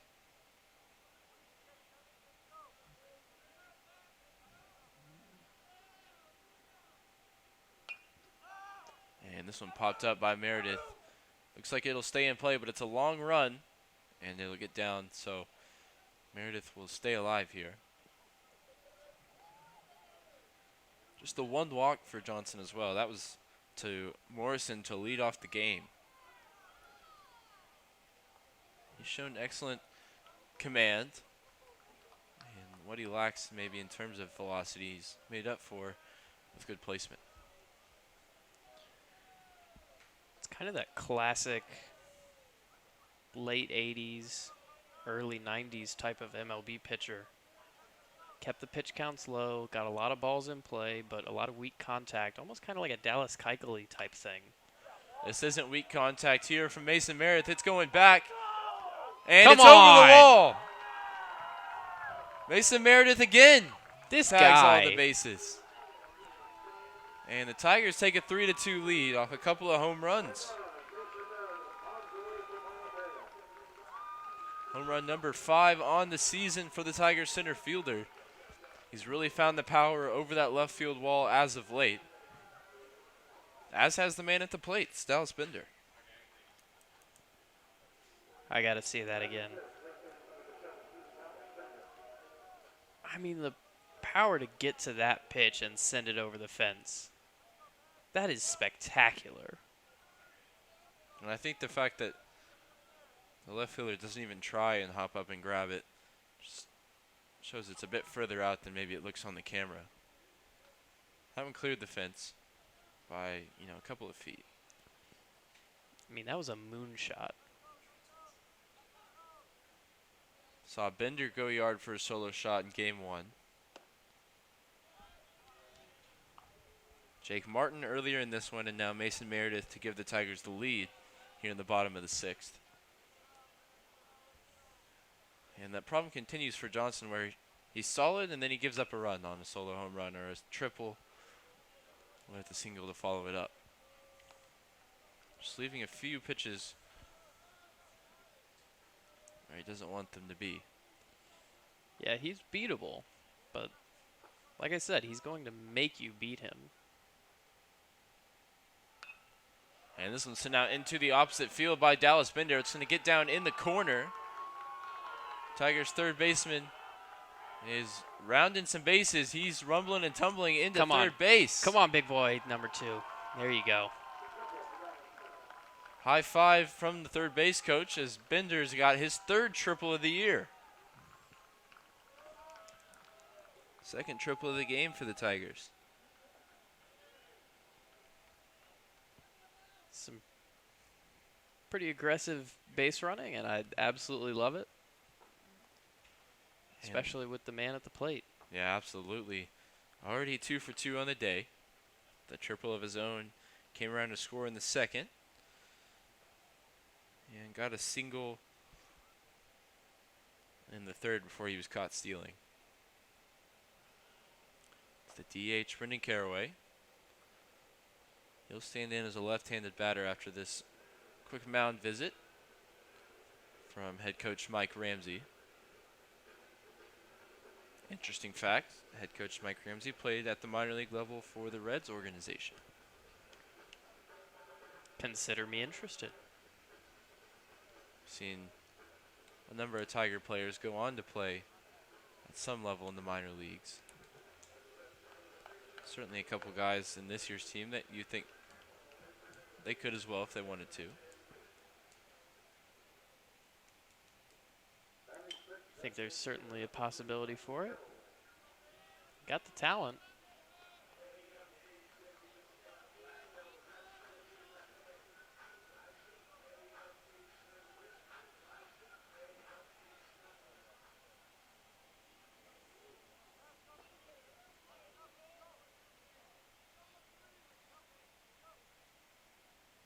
After further research, looks like Mike Ramsey even made it to the big leagues with the Dodgers. Made his last MLB appearance on October 3rd, 1997. 87, I think. 87. Scored 18 runs in his career. It's a nice little tidy number. No need to go into the batting average. I clearly can't read it from here anyway. I joke, though. Making it to the major leagues is so incredibly impressive. I don't care if you hit .087. That's awesome. And looks like he may be coming out to take the ball from his pitcher here. There's movement around. It's the 2nd consecutive mound visit. You'd be really surprised to see Johnson stay out there now. Yeah, I think the ball is out of his hand, it looks like. He's Been a lot of shoulder touching going on in these mound visits. Yeah, absolutely. We saw it in the first game as well. Looks like Johnson will depart. He's given up 3 runs, a couple of home runs. Overall, a solid outing for the first year. Only threw 80 pitches through 5 innings. So he'll depart, and it's going to be number 34 for the Roos. Carter Jones, the lefty, standing in at 6 foot, 210 pounds from the Woodlands. Went to Legacy Prep, actually. So we'll be right back with you here after some warm-up tosses from him. Thanks for joining us so far on the Tiger Network.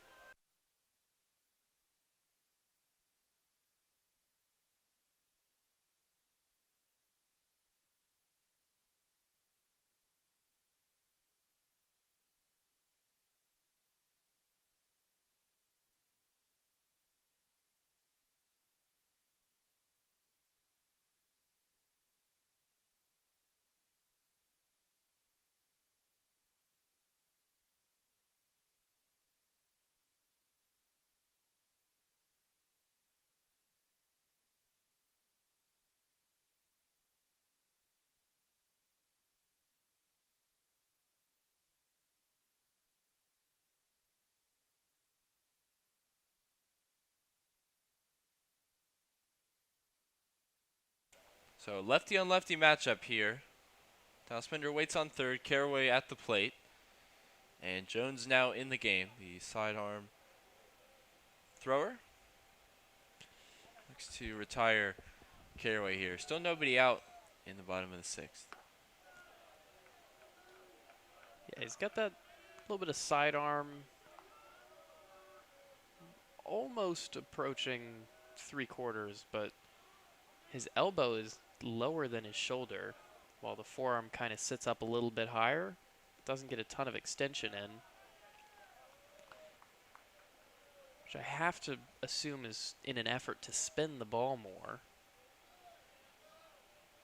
And in turn, perhaps that's part of the, looks like a slider is what I would call it, that you can see there, which just got crushed.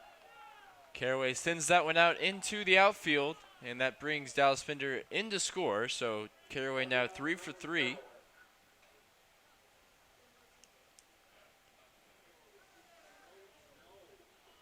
I mean, this may be controversial, but I think the Tigers are really good when they have guys that get on with triples.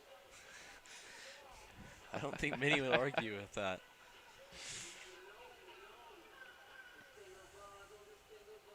Certainly lifts the pressure off a little bit and puts the pressure on for the opposition.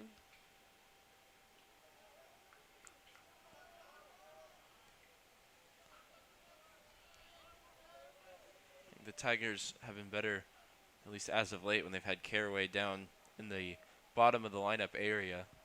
At least guys, and Scott Peterson's been amongst them as well recently, that allow you to get in a situation where you're at the 8 and 9 hitters, but you can turn it over within the inning and get your Logan Morrisons and your Jake Martins up to the plate with runners on.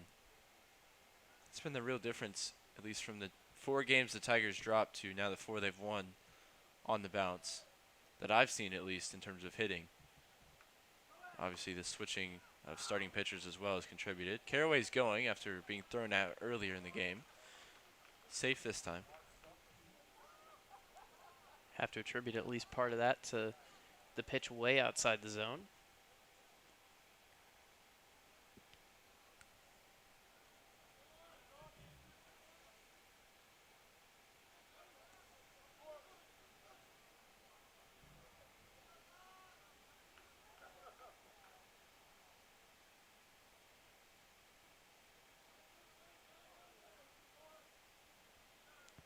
Long setup. And this one is low in the zone, and it's golfed by John Tucker out into center field. We'll see if Caraway opts to tag. He does. He goes to third, and the head first slide has him in there, and there's no throw. So the deep fly ball from Tucker advances Caraway to third, and with 1 out, Tigers have a potential 3-run lead 90 feet away.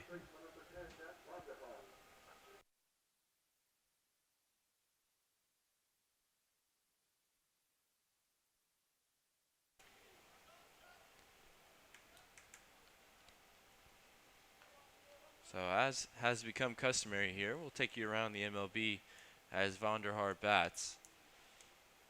The Phillies are at home to the Twins. They lead 7-4 in the bottom of the 7th. Throw down to Caraway. He's back with plenty of time.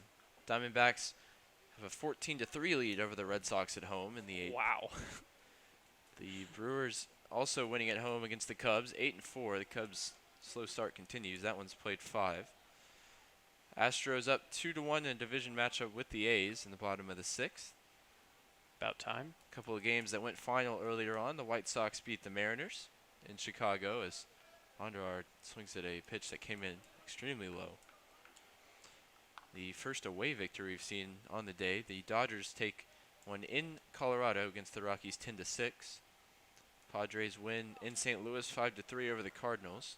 Rays in San Francisco win against the Giants 5-2.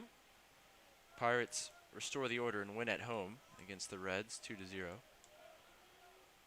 Musgrove gets the win in that one, gives up nothing to Cincinnati. And Cleveland beats the Blue Jays 3-2 in Cleveland. And the final game, Atlanta wins at home 4-0 over the Marlins. Rangers just underway as well against the Angels. That went out in Anaheim after the Rangers took the opener yesterday.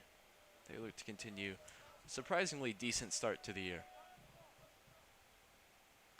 The 1-2 comes in high to Vonderhaar as we're back in San Antonio where the Tigers lead 4-2 over the Austin College Kangaroos. And a potential 3-run lead waits on third base. Definitely wouldn't be betting against it.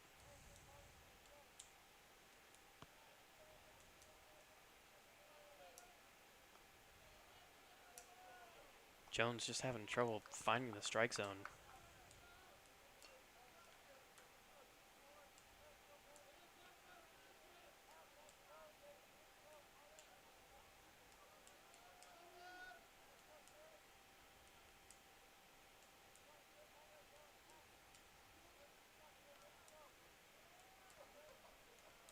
So the payoff pitch.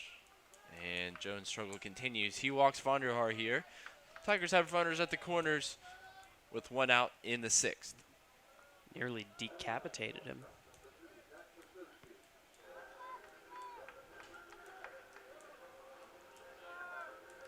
You know it's a good baseball game when you get to use the word decapitated multiple times.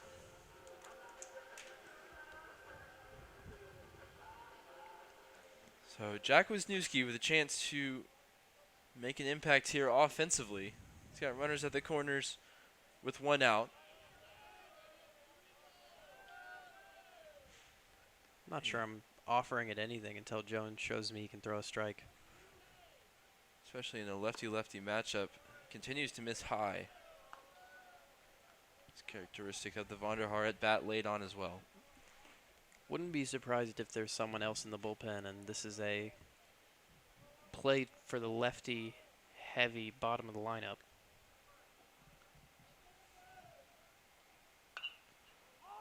And Wisniewski hits this one to the second baseman. And they're going to turn two Oh, and get Jack. out of the inning here. I'm sorry. So the Tigers grab 2 insurance runs. Well, excuse me, they go ahead and they grab an insurance run. The Mason Meredith home run sees them grab the advantage in this one. And we'll be right back with you for the 7th inning. Tigers up 4-2.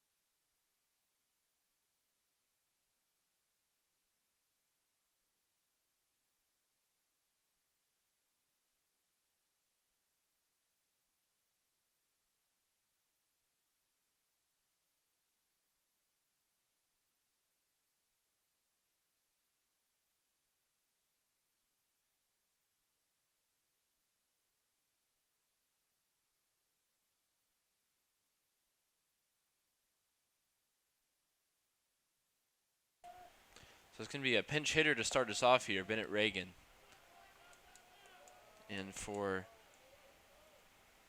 Alphonse, who was due up, he got a look before Flynn was thrown out stealing. So we see the possible bunt attempt once again. And we desperately try to figure out where Salina, Texas is. Salina. Salina. I've heard of it, but can't say I Well, you're one have better any than knowledge me. geographically. So it looks like just north of Plano. Interesting. Yeah, I think the most I've heard about Salina is when Pete Douglas will come on for the weather and it's under tornado watch pretty regularly. I mean, if that's what you're known for, that's what you're known for. Reagan obviously managed to escape the bombarding of winds up in Salina to make his way to Austin College. I will say Salina has a fantastic shape. Just tendrils heading out everywhere. If you have a chance to look it up on Google Maps, just go for it. And that is a terrific play from Jack Wisniewski as he was ranging far to his left. Managed to make the transfer and get the throw there in time. You have to say, maybe that's why, despite the slump that he's in at the plate, that's why he's in. What a play from the Tiger shortstop.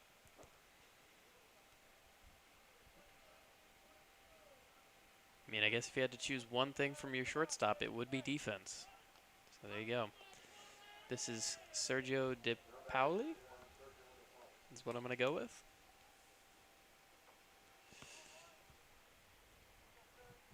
From Lake Dallas, which I do know where that is.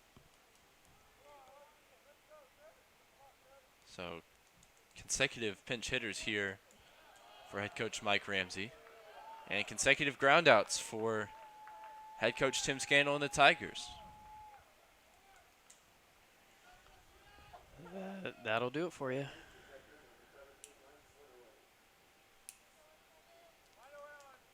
And Cater, despite being past the century mark with pitches, just continues to roll.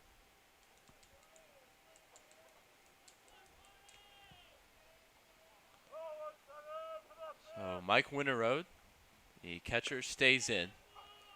He's not replaced by a pinch hitter here in the top of the 7th. If there was one team you felt like could do it, though, Austin College is the team. Carrying 3 catchers on the roster and 1, I love this, pitcher / catcher.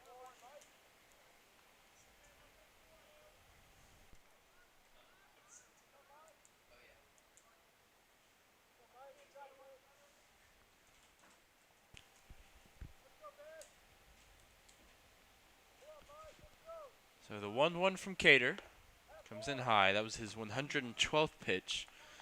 See how long they like to ride his arm in this one. Eyes to a fairly busy week ahead. Couple of midweek games ahead of the Southwestern Series on the weekend. Second straight pitch comes in high for the Tigers sophomore.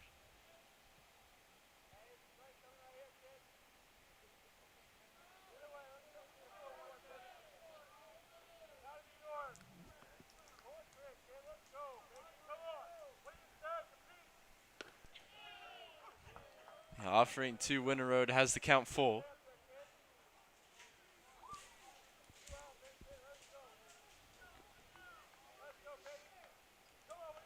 So the payoff pitch here for the top of the 7th. And he gets him with the high fastball. And with his performance on the day, you just had to see it coming. Every time he's gone upstairs, it seems like the Kangaroos just can't help themselves.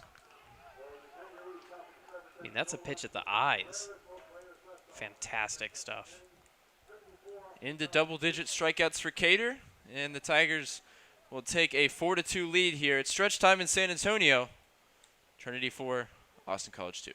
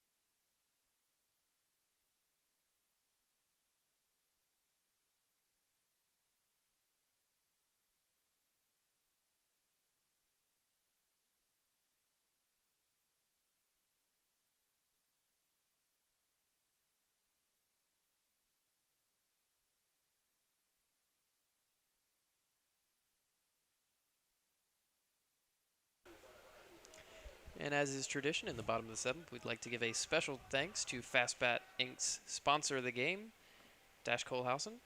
Trinity Baseball Class of 2002, that's in memory of Bill Kohlhausen, a 1962 graduate of Austin College and a 3-year letterman of the Kangaroo golf team. Dash, of course, played first base for the Tigers from 99 to 2002, and his son Gareth played football for the Tigers and graduated in 2012. And as it says on the media sheets, Bill never missed a series between the Kangaroos and the Tigers. So thank you once again to Dash.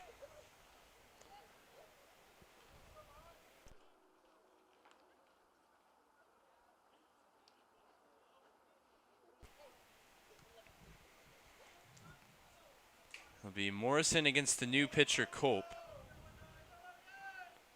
The sidearm right-hander leads the team in wins. And he has a 4.58 ERA on the season. Also came to this one with the most innings pitched for the Roos, 19 2/3. And that was the Frisbee slider, as we were talking about during his warm-up pitches. Two-pitch guy.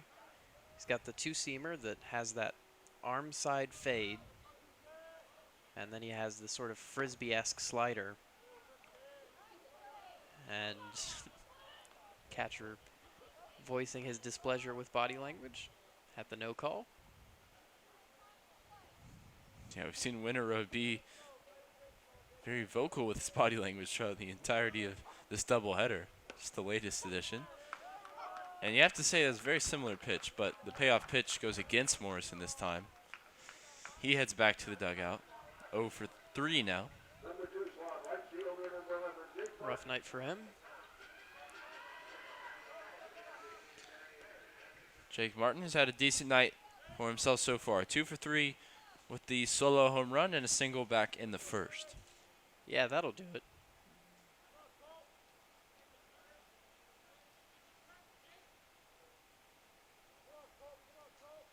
His first look at Culp, and he squares around the bunt. Lets that one go by and drop inside for ball 1. What a waste. Could have been a great bunt.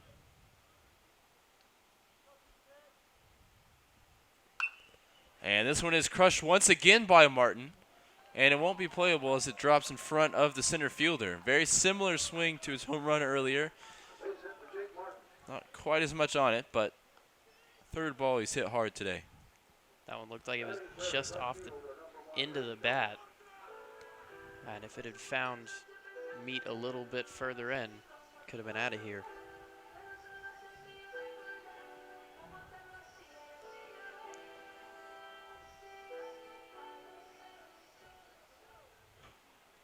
So Rafe Schmidt now comes to the plate. See what he can do. He's been a bit down on the day compared to his normal standards. Can I get one up?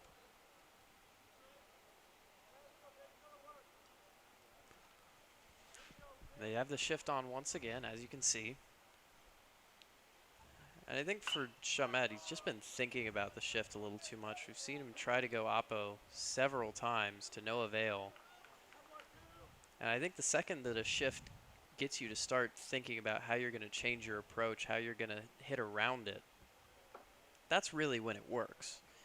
You know, we talk about it being successful when it gets grounders into it, things like that. But I think the thing that we don't pay a lot of attention to is that when you stop a hitter from doing the things that they're good at to try and beat the shift, that's when it's ultimately successful. You know, when a guy is bunting down the third baseline because you're shifting on him rather than trying to hit it over the shift and maybe he's a power threat guy, something like that, then the shift is really doing its dirty work.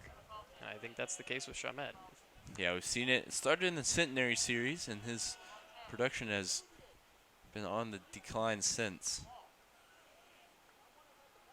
Tigers would love for him to figure out life with this shift. It looks like it's going to at least be a thing in SCAC matchups. Yeah, I mean, if you're listening, Rafe, I think it's time to just say I'm done with this shift. And that one finds a hole with the personalized defense from Austin College. So he's on for the first time today. And that's good news if you're a Tiger fan. Absolutely. Interesting how throughout that at bat he was pitched away, which if you're looking to shift into a guy with a pull-heavy habit, that's kind of the opposite of what you want to do because it gives an opportunity to just kind of dribble one out through the infield like he did just then. And Mason Meredith has squared this one up. It heads out into center field. We'll see if Martin can tag and score. And it looks like he will come across. No play at the plate. So the Tigers extend the lead here in the bottom of the 7th.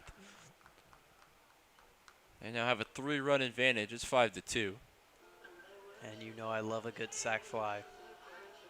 Second one on the day for Meredith. He had one early on in game 1. Just adding to those RBI totals, he's pushing for the SCAC lead now. And when you hear that acoustic version of God's Plan, you know who's at the plate. Big boy to himself. Reached on a triple his last at bat. And that's an extremely good throw from Winter Road, but not quite there, as he just can't quite believe it. I couldn't quite believe it either. Get a second look at it. Shamet going. I mean, I think he's out there. It's really tough to tell, as we've already seen with my limited vision on the day, but it was an extremely bang-bang play there for Shamet. He takes second nonetheless, and he's in scoring position for Dallas Bender.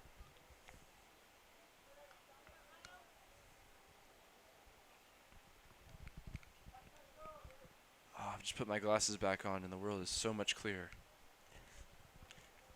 Give me all your stats, Josh. Put our research department to work now. Our fictitious research department. Come on, research boy. Find me this small town in Texas. I need to know. The 2-1, chopped foul by Dallas Bender. Fielded by the third base coach.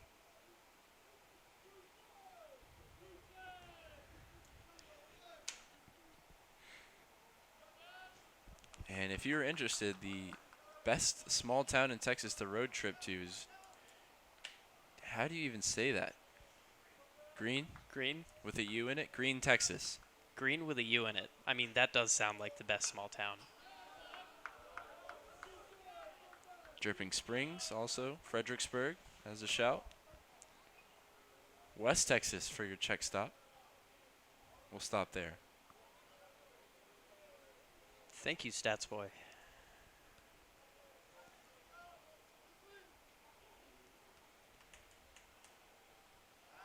And the move back towards Shamet at second.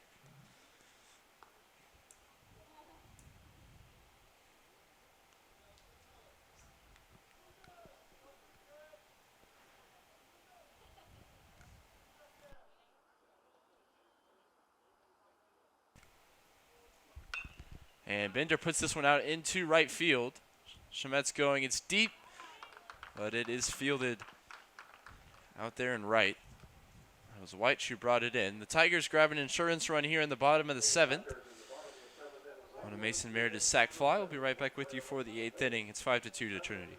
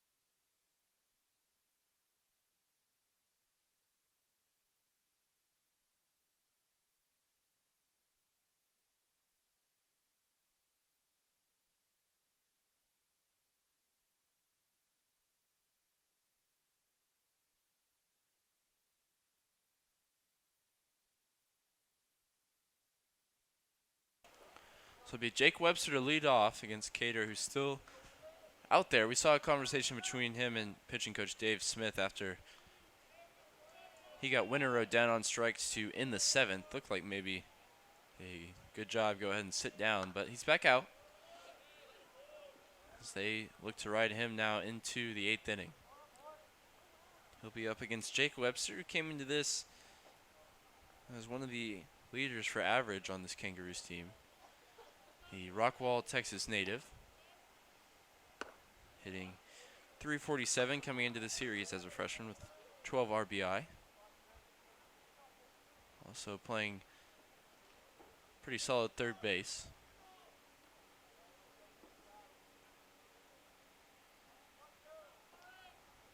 And he's going to take the 0-2 pitch there in the dirt from Cater.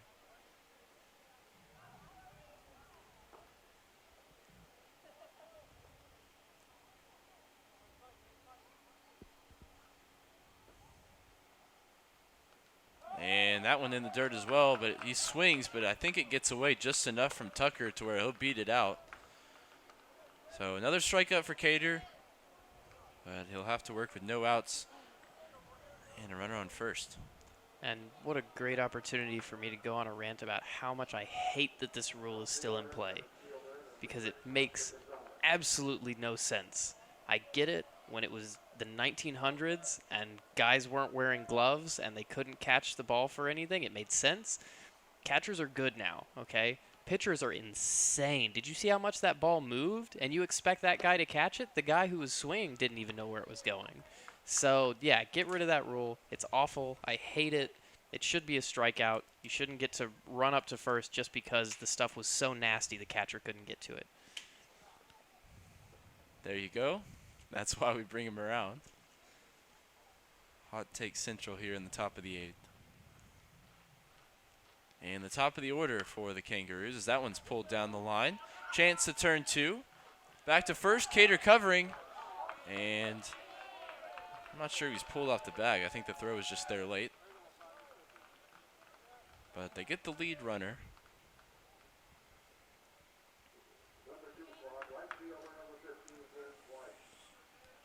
I think I'm inclined to agree with you that this is just a little bit late on the throw. I don't think his foot's actually on the bag either now looking back at it. Yeah, I think it's probably both. A haphazard attempt from the pitcher to cover first.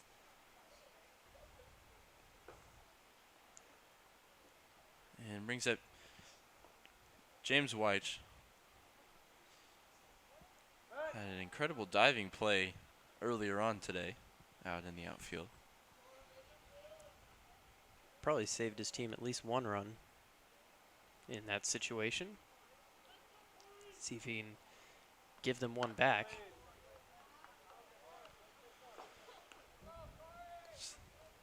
Of course, now in the top of the 8th, Austin College still trailing by 3. They fell in the day cap of the doubleheader 4-2. Had a late rally in the 9th, but came up empty-handed.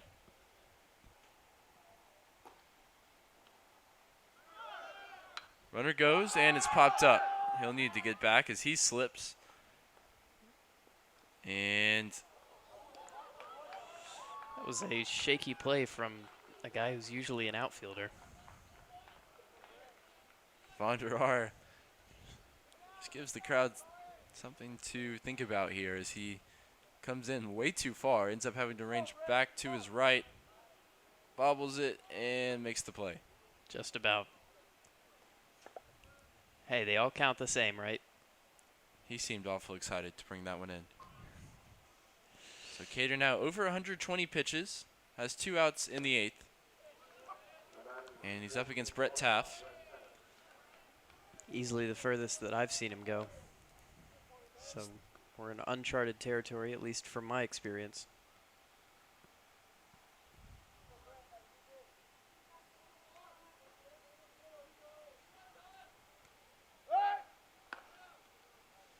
He has the second most innings thrown this season for the Tigers. Coming into this, it was 40 1/3. This appearance will take him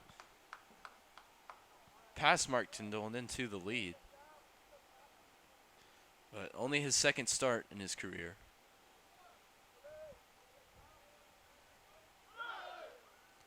Start number 1, he went 7 innings against Centenary. Runner goes there as it gets past John Tucker. Force out's gone at second base. Are my eyes deceiving me, or did Taff almost go for that one? Well, we saw him go for one that was at his helmet in the 5th to strike out. The things that Corey Cater can do with a baseball. Yeah, I don't think you're wrong. He definitely thought about it. See what the 1-1 brings, and it brings a similar check swing from Taft. I mean, how do you lay off of that? This is the one I was talking about.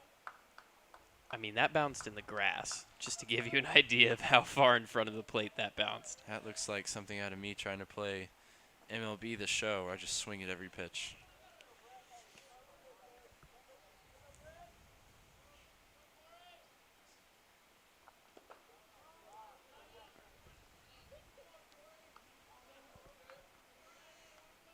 Cater's going fishing for that swing and miss. He's going, I know it's in there. You're going to bite. I don't know when, but I'm going to keep throwing it till you do.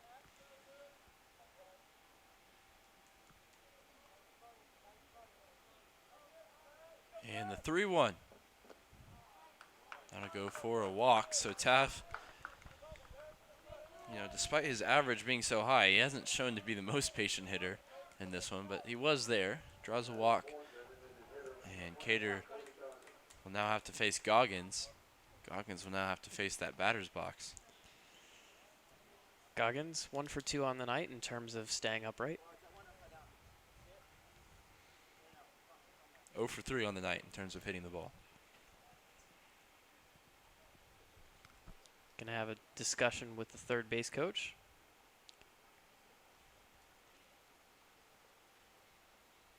Which I can only imagine is about balance. And I think this is also the end of Corey Cater's night. If I had to hazard a guess. Dave Smith. You never know. Not taking the ball immediately.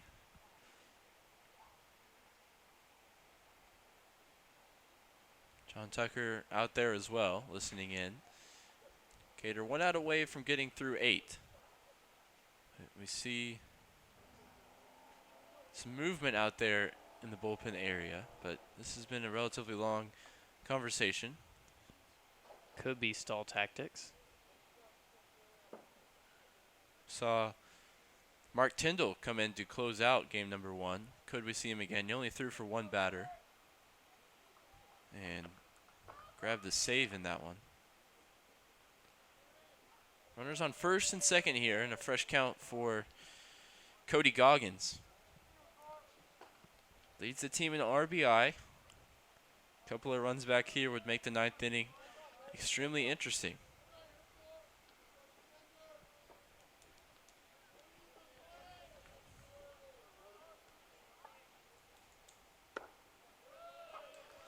Goggins hitting as a DH in the nightcap. He was behind the plate for Mike Ramsey and co. earlier on.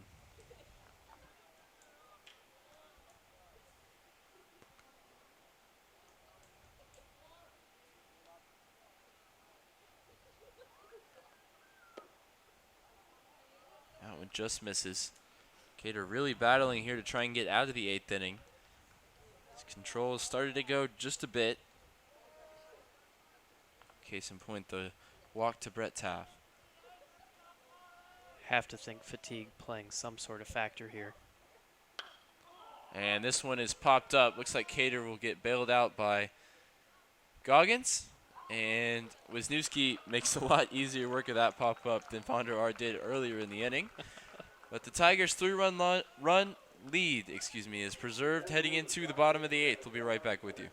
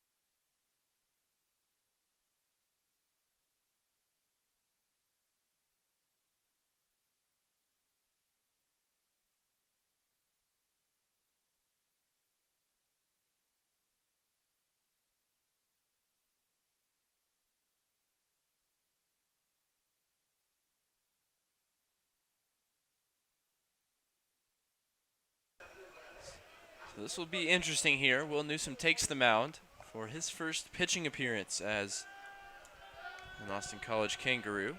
He's appeared in the outfield a couple of times over his career. But he's got to face Brandon Caraway, who is 3 for 3 on the day. RBI and a run scored. That was an interesting strike call. Caraway quickly finds himself down in the count, 0-2. His average up at 380 after his recent hot streak. His on-base percentage up over 500 as well. He certainly could take it away from Chalmette, the way things are going. The 0-2. And that is a 3-pitch strikeout. Caraway not amused, to say the least, but I mean, this is, I mean, do we say shin level, ankle level? and it dropped into the stirrup sock area.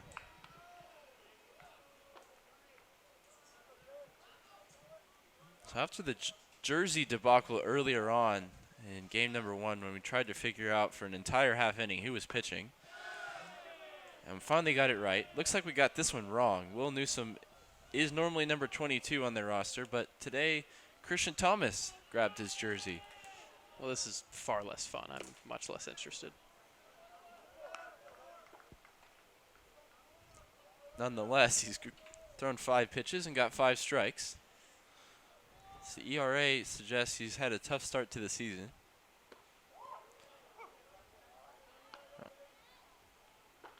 Now it's 1-2 for Tucker. The senior now on the mound. Austin College down by 3. And Tucker fouls that one back. I mean, the immaculate inning is gone. A position player isn't pitching. I mean, what is there left in life, really? Tell you what's left for Austin College. They've got 5, 6, and 7 due up. That includes a couple of guys that pinch hit earlier on. Nick Flynn has reached base all 3 times. He'll lead off.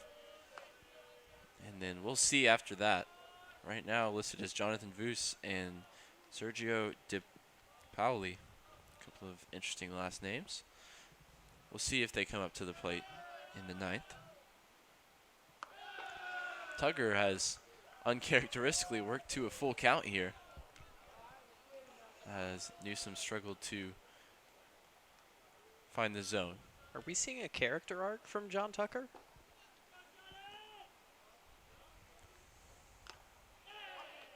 No, Does that's well. John Tucker, I know. He had you fooled, though, for a second, didn't he? So he fouls that one off. Made me doubt myself, but then it was just back to the good old John Tucker that we all know and love.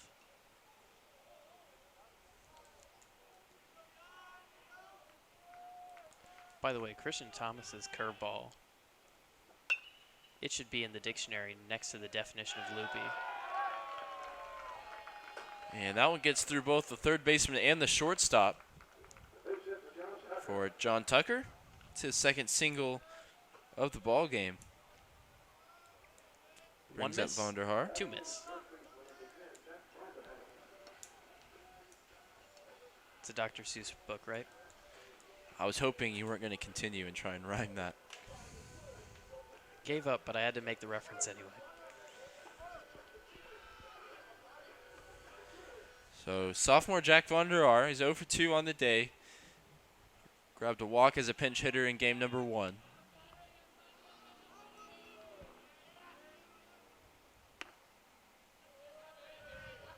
You know, earlier in the inning, that was a strike. I was going to say it looks similar to the offering to Caraway, but not that time.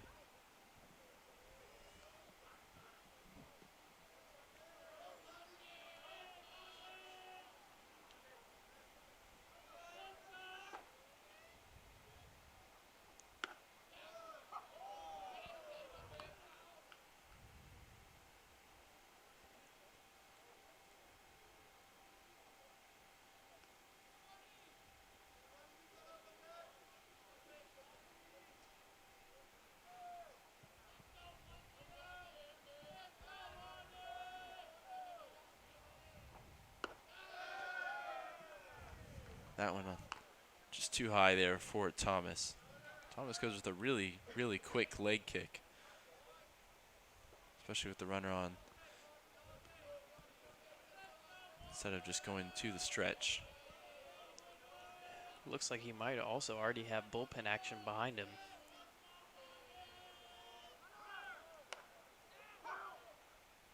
And that throw comes in too high, so Tucker grabs a stolen base. Seen the Tigers be aggressive several times today. This no exception, and throw this time just too high. Possibly too late as well, even if it hadn't have been up above the head of the shortstop.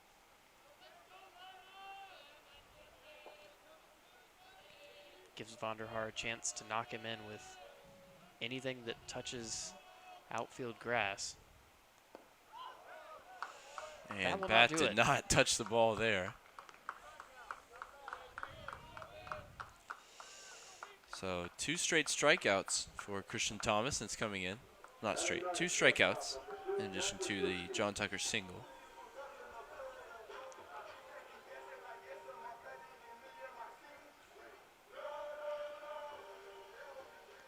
So see what Wisniewski can do here with Tucker on second to try and extend the inning.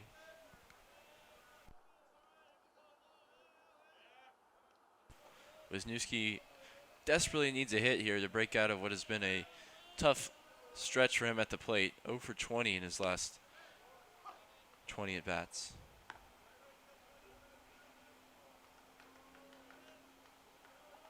His average, once upon a time, was up in the 300 area. Feels like a long time ago. It will for him as well. The San Antonio native has a chance with Tucker in scoring position to try and regain some rhythm at the plate. Thomas checks Tucker, and Wisniewski puts this one at the shortstop, and that'll be an unfortunate 0 for 21 for the Tigers sophomore. His streak can drink. We will head to the top of the 9th. It'll be Austin College's last chance here. They're down 5-2 in San Antonio.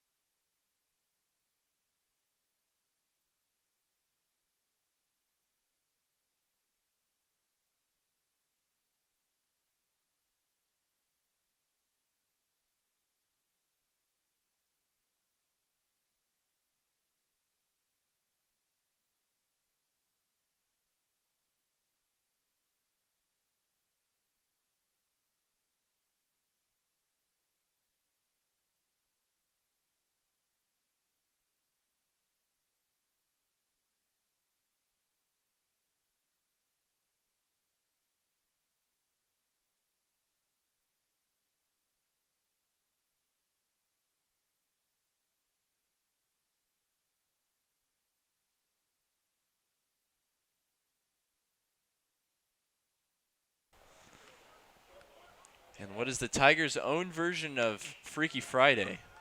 Mark Tyndall, the traditional starters, come in for Corey Cater, the traditional reliever, to finish this one off. The question is, who's Lindsay Lohan?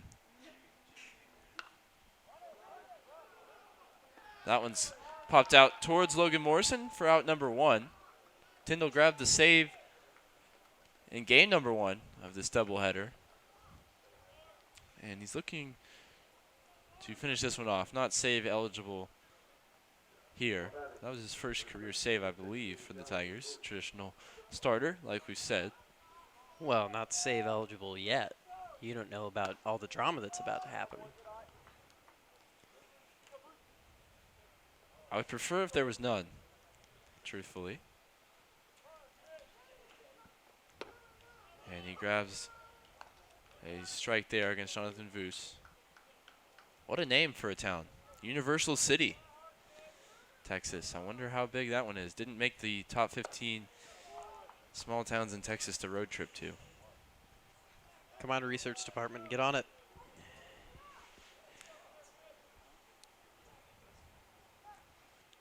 Told not small enough to qualify for that list.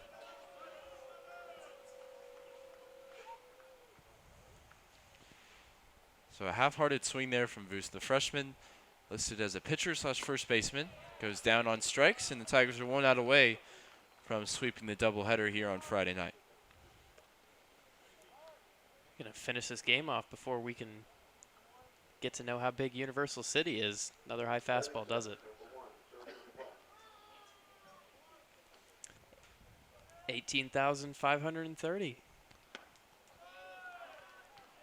Another freshman who came in as a pinch hitter, late Dallas native Sergio DePauli.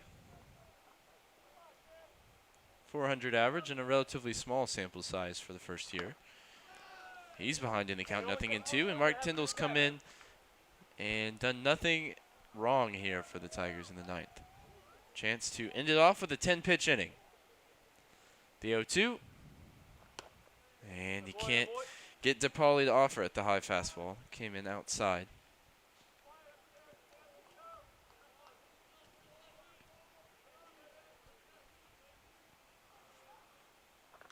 But pitch number 11 does it. So Mark Tyndall comes in for the second game in a row and finishes off the Austin College Kangaroos. The Tigers sweep the doubleheader today.